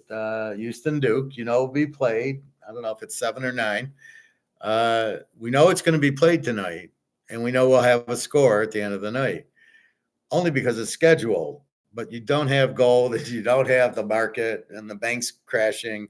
It's not on a schedule. Well, not that we can see anyway. So that's really the point there. And I know I have people that I've told 2 years ago. I remember I was at Toyota, and I'm telling the guys to sell their stock. Well, I'm going to keep it. See, they weren't comfortable with me, and they didn't trust me. That's their mistake, not mine. And so I told them to get out of the market and just, dabble in some gold and silver. Well, Howard, I'm young, so it'll drop, it'll come back up. And I'm like, no, it's going to drop and not come back up. Now it's going to happen, but I don't know when. So it's been, a couple years now, and it's about to happen. But if you're not in the big ones, if you're not in Amazon and Google and Microsoft, if you're not in those that are fixed, you're getting killed anyway. So if you're in Cisco Systems, you got killed. So it's only in these small, and it's because that when they print the money, they put it into these stocks. I mean, it's such price fixing. It's ridiculous. This is why I'm in gold. Nobody can touch it. Sad when there is a very good chance of actually preserving your wealth now and turning some of that stock market gain into real money, which obviously is gold, physical gold. And I find it so interesting, Egon, that we see this big increase in the gold price despite the fact of this massive inflow into crypto, the stock market still at record high. This is really amazing. If once there is a panic in the market, and for sure it will be, in a second I show some insanity charts. Once this panic hits in, we will see completely different movements than now. By now, it's really a calm market, and as you say, nobody is having gold, or only some crazy people, us included, but far away from any panic. Well, you're absolutely right. And what has happened so far is this is not a precious metals rally. It's not a speculative rally into precious metal. This is so far we've seen a rally in gold. And that rally in gold is because of geopolitical and world economic events, not because... No, the rally on gold is because Comex has bowed out. All the price fixing, this is the same amount of gold that's been bought probably for 2 years. But because Comex isn't doing the price fixing to keep the price down, as they've moved into the Bitcoin ETF, and now when it goes up, it doesn't come down. That's why the gold price is going up. And then as you see it go up, more people want to get into it. Now here comes the fever. Oh, I better buy gold. I better buy gold. They don't know why they're buying it, but they can see that, oh, the price just went up $100 in 2 days. Yeah, I probably want to get into gold. I don't know why, but it's going up. It's got nothing to do with anything. It's the dollar going out. It's the central banks buying tons and tons. A lot of China and India. But again, he doesn't know. He doesn't understand. Well, everybody's figured out the dollar's worthless and I need gold to survive. It's easy. And then Comex has gotten out of it into Bitcoin. That's why it's not going back down. This is how it should have been going on. But we've got 40 years of this. So now let's see 40 years of price go up. We wish, we hope. People are now rushing into precious metals because gold is the king of metals. And gold is now being bought by central banks and by the BRICS countries because they know that they need to actually hold gold to protect themselves in what's going to happen in debt markets and in currency markets. But general investors haven't actually gotten on to that because they're Yes, they have. stock market investments. And therefore, as I said, it's been interesting. It's been primarily a gold move. I think silver and mining stocks at some point will catch up. But so far, they're way behind because, as I said, this is a fundamental secular. Egon. See, when I start hearing this, I start wondering how smart Egon is. Silver is not the same thing on Comex as gold is. Silver, if you sell these derivatives of gold on Comex, you have to have the physical. Not with silver. It's a different animal. So Comex, it's not. I'm still blocking silver a little bit. So therefore, people don't want it because they still see $24. But when you see $22.33 and gold's at all-time highs and keeps going up and up and up, that does open up people's eyes. They start to realize it. And silver's coming next. It will come next. The miners know because the stock market's going to crash. So if the stock market is going to crash, the gold stock and silver stocks are going to go down. Newmont Mining is not going to go up if the market's crashing. That's the key, right? Yeah, it's a good idea, and yeah, it should go up. But the guy in Hong Kong is not saying, sell my USSs, but keep my gold stock. But sell everything else. No, he's like, dump it all, and I'll bring it here, and I'll buy gold and silver with it. So again, Egon doesn't get it. He doesn't see. That's why we listen to him and Mark McGuire. Mark McGuire tells us Comex is blown up. That's why it's going up. But Egon doesn't listen to Mark McGuire. He doesn't know. But that's what's happening. And it's. I think it's because I'm an Austrian economist and I got a master's in it that I can read all this. And these guys are not economists. He keeps saying he's not a gold bug. Like, is something wrong that you buy gold? Like, you're a gold bug? What is that you love gold? Or you're Goldfinger? I mean, I really don't understand. I don't know what a gold bug is. I don't know if I'm a sports card bug because I got this and the Barry Bonds and the Bobby Bow and all, Montana and Rice and all those guys, Franco Harris. I don't know. Am I a football bug? Well, screw you. I collect the cards and they're assets, and I collect the gold the same way. I'm buying an asset. The fact it's gold, it's pretty. I like it. I'm excited. Whatever I am, I'm protecting myself, but I'm in the beginning, watching it go up and up. Fine. Thank you very much. All right. Change. Poor Egon. Market and not in the precious metals market. That's what people's got to realize. Egon, let's have a look. Before he goes on, the other thing, he keeps thinking that it's the common people in the stock market. It's not. It's the pension funds and the IRAs and like all the companies. You just say, yeah, give me 5% of my check, and I'll choose the ABC fund. I'll choose the Madoff fund. That's all that happens. So they're the ones buying those 6 stocks, and they're going, look at us, look how smart we are. We got you an Apple and Amazon and that, and that's the problem. So it's the pension, it's the big funds, insurance funds. They're the ones who are in the market. The average guy, but he probably is, but if I talk to him, he's buying gold. The more I talk and the more they're listening, all I know is I go to the gold store and he says we're packed, right? A lot of selling and then a lot of buying. People sell because it's the all-time high, and then it goes up 100. Then they're all crying, going, "Shit, why did we sell it then?" If they knew, they would never. You wouldn't. I'm not going to sell under 20,000. I mean, you got to be kidding. To sell now, or what? It's just. We've been waiting. It's going up. It's like you're finally losing weight. I want to lose 30 pounds. I've just lost 10 pounds. Now let's go eat a chocolate pie. No, you just lost the 10. Keep it going. Get it down to 30. And then, of course, you'll eat the chocolate pie then. It's really strange, but you feel like, and it's not cheating. You just feel like, okay, I look good. I got my weight down, my blood pressure down, my sugar's down. Okay, I can eat. I can have a little piece of pie. And that's where it's hard to have one slice of pie. So it's like here, like get completely out of the market and just buy as much gold as you can. And the biggest thing I hear is, well, I don't have any money left to buy it. I'm all in. I like Luke. He said, I spent it all already. But that's just the nature of the beast, right? But that's okay. You want to get out of the dollars. That's what we've done. I've done it. Luke's done it. Bobby's done it.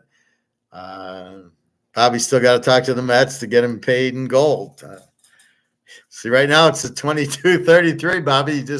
You got $150 raise without doing anything.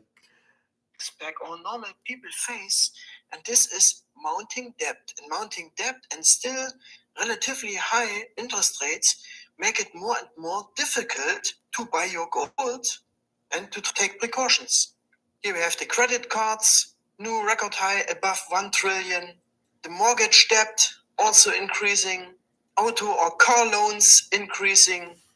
And finally, the US total state debt is now at 34.5 trillion. So it's totally out of control. And as we always say, use the time while you still can. It can only become more expensive. What I mean, these are frightening figures, and they're increasing now. That's curve is getting steeper and steeper. Which this is the debt he's talking about: credit card debt, mortgage debt, which means that car debt debt is increasing exponentially. And we both know that the U.S. Deficits are going to run into now annually at trillions. So the debt will grow even further, and as no foreign buyers of U.S. treasuries are interested in holding treasuries anymore, it means that the only one who can actually finance the U.S. extravagances or deficits is actually the U.S. government or the Fed itself. So the U.S. government has to issue the bonds, and the Fed has to buy the bonds. That means that is just banana republic paper with zero value, and that becomes a vicious spiral with debt going up further and further, and therefore also interest rates will have to go up because no one's going to lend to the U.S. government at these low rates. So it'll be much higher interest rates. And spiraling debt, a horrible situation for the world that we are now going to see in the next few years. Spiraling debt is a keyword, and I'd like to show my last source for today. Here is the US debt for February alone, Egon, and that is worth more than the gold production of a whole year. The deficit in February alone, 296 billion US dollar. And if we compare this to the gold price at 3,000 tons production last year, 207 billion, and this is only the debt of 1 month in the USA. So that was to show you the relationship, how undervalued gold still is. Yeah, remember, you're saying 1 month was 300 billion. In 1980, total U.S. debt was under 1 trillion. Under 1 trillion total debt. And here it goes up by 300 billion in 1 month. Well, because the dollar's not worth anything. So, of course, that's the inflated dollar. It's worth less and less and less and less and less. So you're talking apples and oranges. So he's trying to make a case. Look how much, but it's not this. You never had anybody worth $1 billion before. You had millionaires, and that was a lot. Now you got trillionaires running around. You got billionaires running around because the money's not worth anything.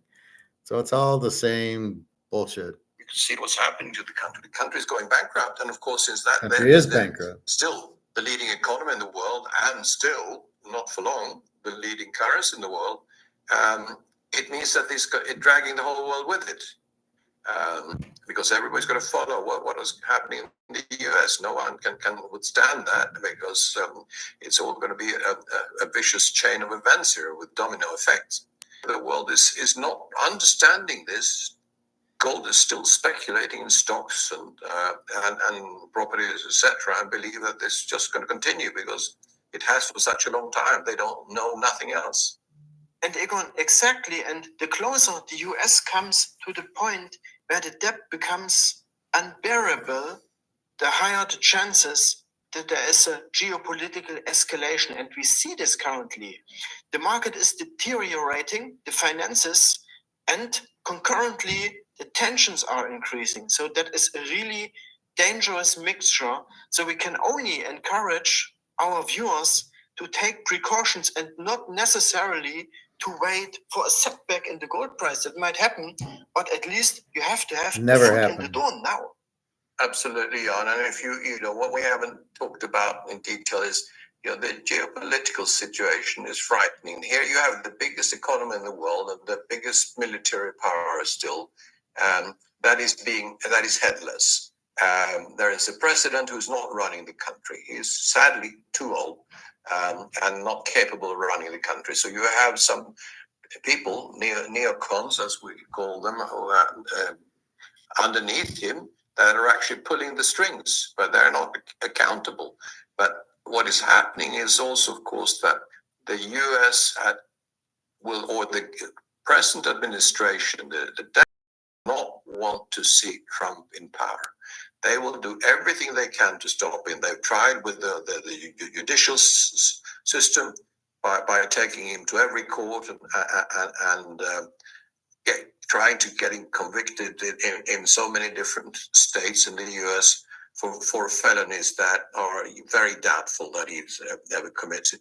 And then they know that they have a deficit now, which is of a magnitude finance, and the only way to finance debts in such a situation and to get people to actually commit money to buying treasuries, that's by starting a war. Then you can raise more money.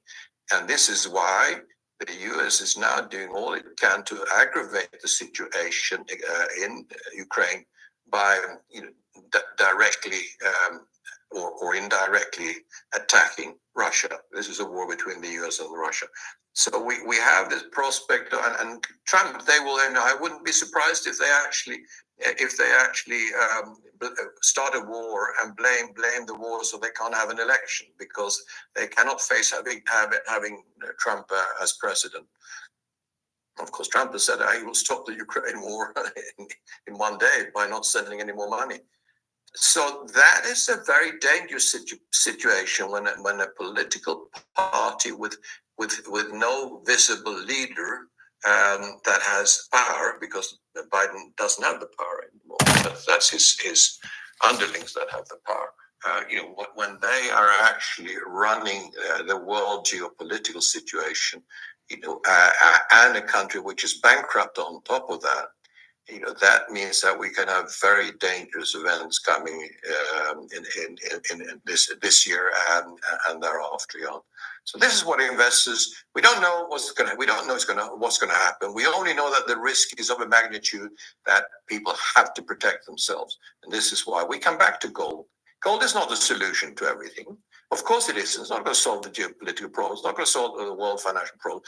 But individual investors can at least ensure some of their wealth by holding on to the only money that has survived in history and is not as volatile as stock markets or bond markets or property markets. And that's what people should now think about. Hold some physical gold and hold it outside the banking system.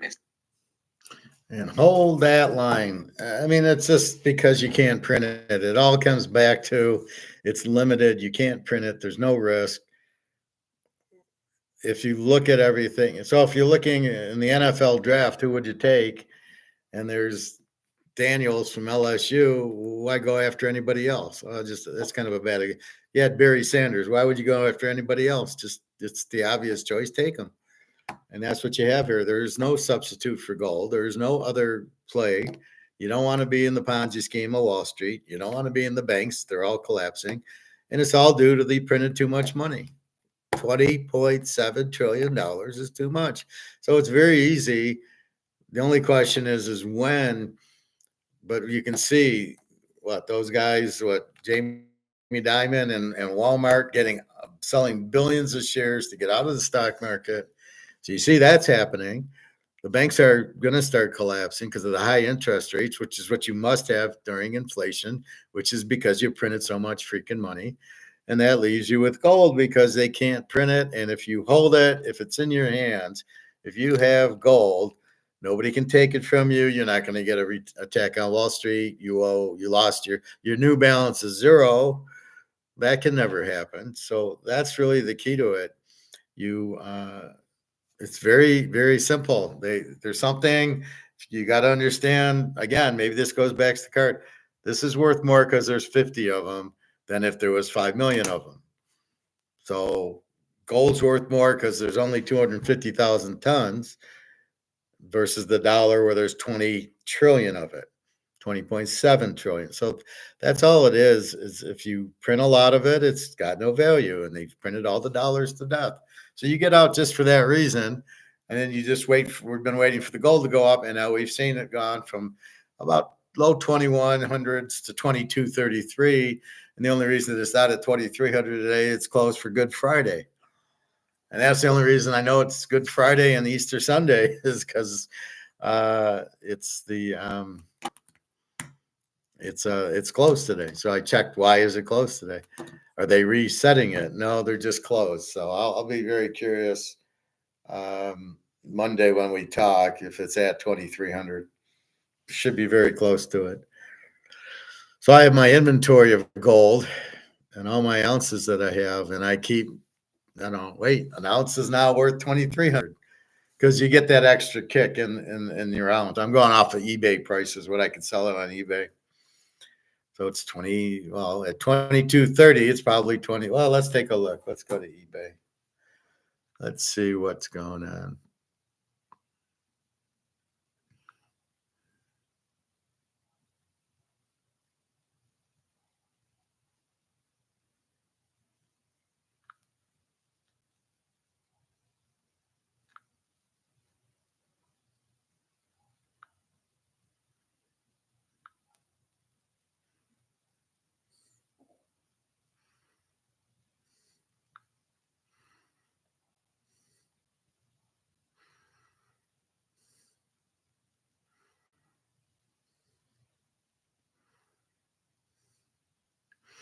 All right.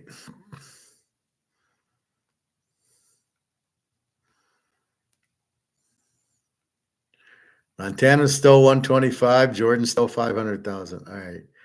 23.42 now for the Eagles. So you can see how they keep adjusting, and it's almost gone, but he still has some. And then 23.11 for the Maple Leaf. 23.12 for the Cougar Ant. So you can see they're the same price. And there's the US at 23.19. So you can see 23.11, 23.12, 23.19. So it keeps roughly about $70, $80 above the spot is the premium. And so you can see that, so it's worth over 2,300. This is for you, Bobby. This is a PSA 10, Patrick Mahomes out of 10. There's only 10 made.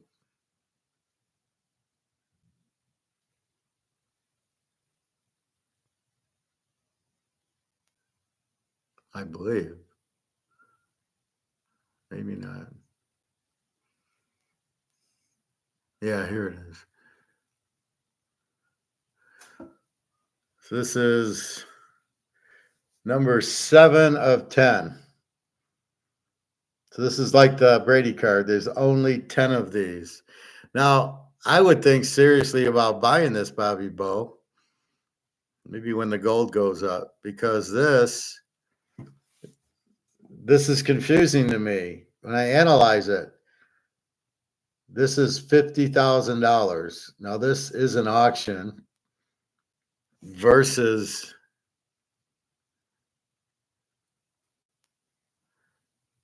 it's a 10 count and it's a PSA 10 versus our Tom Brady at 5 million. So if you're getting 5 million for the Brady card, but you're doing a Mahomes 10 count for 50,000, I'm scratching my head. Okay, Brady won a little bit more, but Mahomes got 3 Super Bowls now. I don't know. So I just wanted to show you that one. Now this one's 500,000, but this isn't a 10 count. This is not numbered. This is a rookie card. All right, let's look at some more of these. So the half ounce of gold, 1227. The quarter ounce, 633, and now this is 260. So this has been, the bottom one's been 250 for months. This has been about 5. I bought it for 550 a little while ago, 633. This one I spent 1,100 on. It's now 1227. So all these prices go up. And then we look at our maple leaf that I buy for 220. He finally raised it. The quarter ounce maple leaf I've been buying for 550, 607. My Cougaran quarter ounce, I don't think I have a couple of them, but I'm sure I paid like 500 for it. So that's really moving. Then we've got the 1/10 of an ounce Cougaran, 245. I don't see those. I buy some maple leafs and dollars, and then the half ounce maple leaf. I don't think I have any of those. 1160. And a half ounce Cougaran I don't have. So this is what I just bought.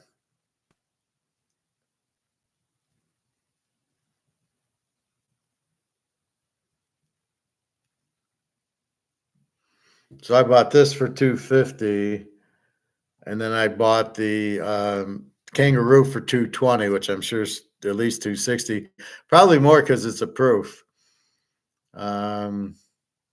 These quarter ounces are over 600 now. I know I've been paying 5.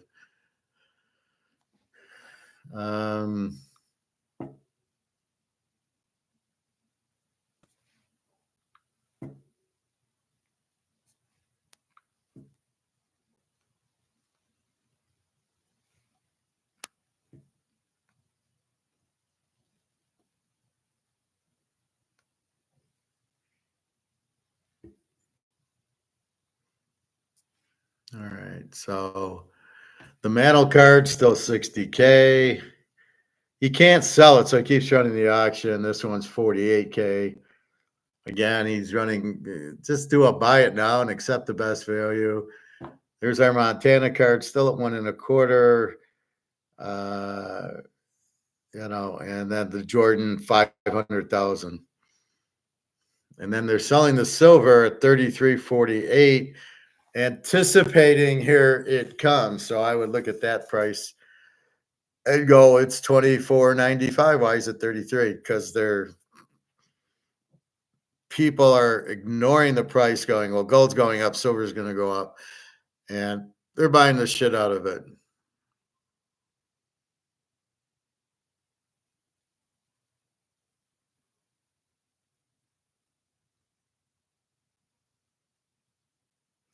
And our last little guy, the Jerry Rice rookie, 75,000. Well, let's take a look at that Mahomes card. I just want to verify. Yeah, Gem Mint 10. PSA 10, Gem Mint 20.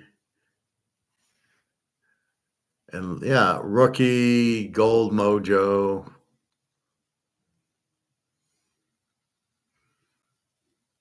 So it's graded. And so I don't know why it doesn't have PSA 10 on it, but it says Gem Mint 10. So that's your thing. Oh, let's look at the baskets one more time.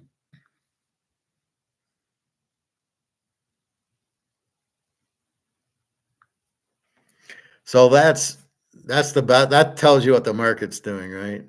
Okay, we've got Friday the 29th. We got Marquette 7.5 over North Carolina State at 151. So Marquette went from 6.5 to 7.5, 151.5 State. We like the game under, small, very small. Purdue 5.5, 155.5. This is our lock, 25 unit go over in the game. Duke and Houston. Houston 4.5, 133.5. This is another strong play, not a lock, 20 unit, go under in this game. Houston with the 57 defense played a lot of teams really tough, as does Duke normally without Krzyzewski, but it's probably Krzyzewski's style. And then our last one is Tennessee 3.5, 145.5, up from 2.5. And this has gone from 144 to 145.5. I've been hemming and hawing. This is a very small play. I'm going to go under on it. Tennessee's got a pretty good defense, and I was going to go over, and then I realized Creighton played somebody to double overtime, so it wasn't like they really scored a lot in regulation, and I can't assume overtime. So those are your 4 plays today. Houston 20 units, the lock, Purdue, Gonzaga over, Tennessee under and small, and then Marquette, NC State under small. So it's almost 6:00. This first game starts at where's the time? 7:09. North Carolina State, Marquette, Purdue, the lock, 7:39. So you should have time to see it. It's the first thing I'd cover.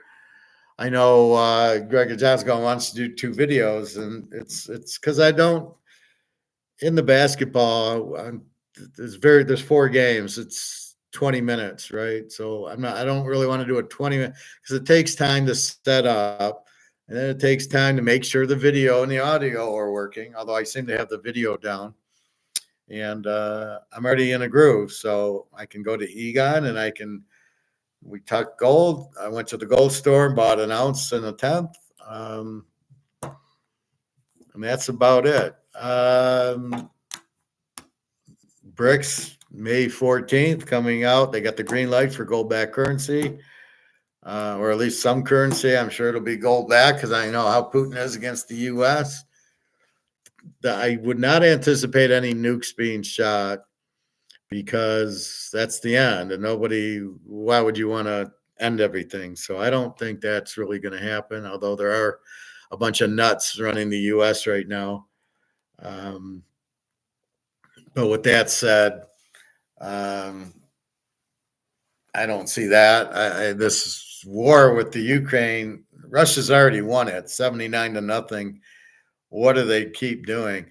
Now, on a sad note, Jenna tells me that 6 missiles hit her city and broke windows. Now, I don't know in her house or not, but there was windows broken, and her son and the dog are home. And she's crying, and they're crying. They're all upset. So you had 6 missiles. And I'm surprised. I wonder if it was the U.S. who did it or BlackRock who did it, because Putin's not shooting missiles into just a regular city. He doesn't want to do that. He wants to just take over. He doesn't want to have to rebuild it. Whose incentive is it to put a missile in? BlackRock, Larry Fink, because then he's going to rebuild the Ukraine when it's done. I never heard of anybody being so anxious to have a war so he can rebuild it. So he can make billions of dollars off of rebuilding the city after destroying it. So the easiest way is to have this war and just shoot missiles into the Ukraine and let it do it. It's the same thing with Daria. She's telling me about the mall in Moscow that there was a bomb that went off and 137 people got killed. And, you know, she's in St. Pete. She thinks she's safe. The difference is Putin goes after the 9 guys who did it and kills them, where Biden doesn't, just sits there, goes, you know, drool running down his face. Oh, what day is it again? That's the difference. So you don't mess around with Russia like you do with the U.S. One of the things I'm worried about is they're letting all these Chinese and like other Middle Eastern groups, like terrorists, into the country. And you see the Chinese, there's like, 1,000 of them, and they're young men, and they're here to cause problems. They're going to, I don't know if they're like little cells that are going to kill people or do like this bomb at the mall. So you got to be very careful here. And the way our defense is, you can't trust it. So this is why you can't have a Biden running things, because he doesn't do his job. I don't know what he's doing in this Mayorkas. Just get him the hell out. I don't understand. What do they got to do to get out? Well, no, we have to do everything officially and have these guys talk to this and that and that. Just, I don't know. I watch these guys on like YouTube a little. I can't watch too much of it. And they're lying about it, and they're going, well, when do you think we can have figures about the border? Meanwhile, you're letting all these people in. You got to round them up and get them out. You can't allow all these people who are terrorists to enter the country. Where are they going, and what are they going to do? So this is the one time I feel safe in Michigan, because we're what are we, a green state or an orange state? And so the trouble is going to be in Florida and Texas, not here. But look at New York and California. There's big problems there. So I don't know. And the other thing is, like, Zuckerberg bought like a mine type of thing in Hawaii. And then I think Gates is doing the same thing. So they're buying these bomb shelters in Hawaii. Isn't that where Oprah just blew up everything? So these people could build shelters as the real reason. And now, why are they all buying shelters in Hawaii? What are they trying to tell us? Being a Stoic, that's what I do, is go, why are you doing this in Hawaii? Why don't you you're in California, Zuckerberg, why don't you just do it there? So he's doing it in Hawaii. These people have got to just go to jail, and we got to quit allowing them to be out. All they do is break the law and cause problems. Zuckerberg and these idiots just sell our data. It's disgusting. To what, the Chinese and the Russians, so they know everything about us. This is what we want. This is about free speech and privacy. This isn't about signing up on a website to show information and everybody, and then you sell the information. People don't know what's going on. So I'm off most of those sites.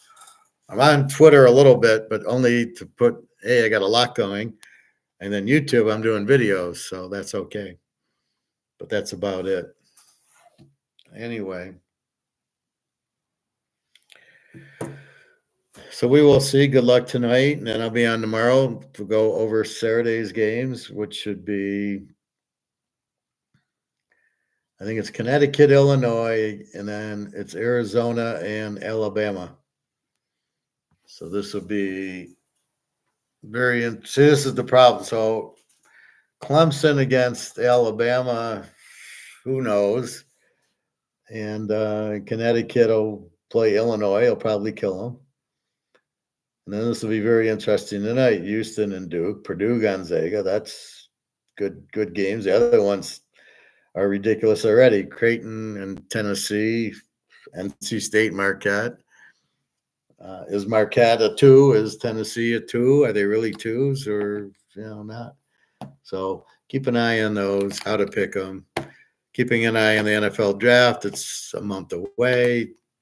My taxes are basically done.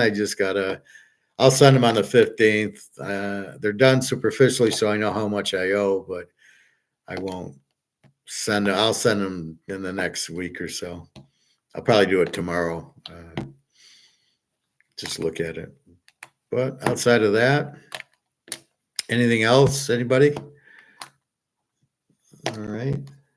So keep in mind, gold 2233 on its way. The boat has left the dock finally, and you can still get in. You just and buy a quarter ounce for 600. These 1/10 of an ounces I've been buying, and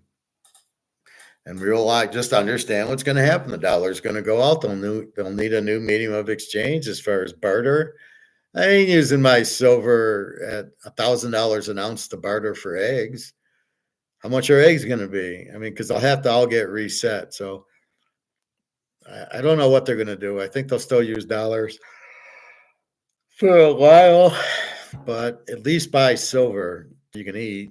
And I love the alternative. Well, you can have a garden in the back. Yeah, I'm going to grow stuff, and people aren't going to come and pick it. And besides the animals, the people will be there going, I want your food.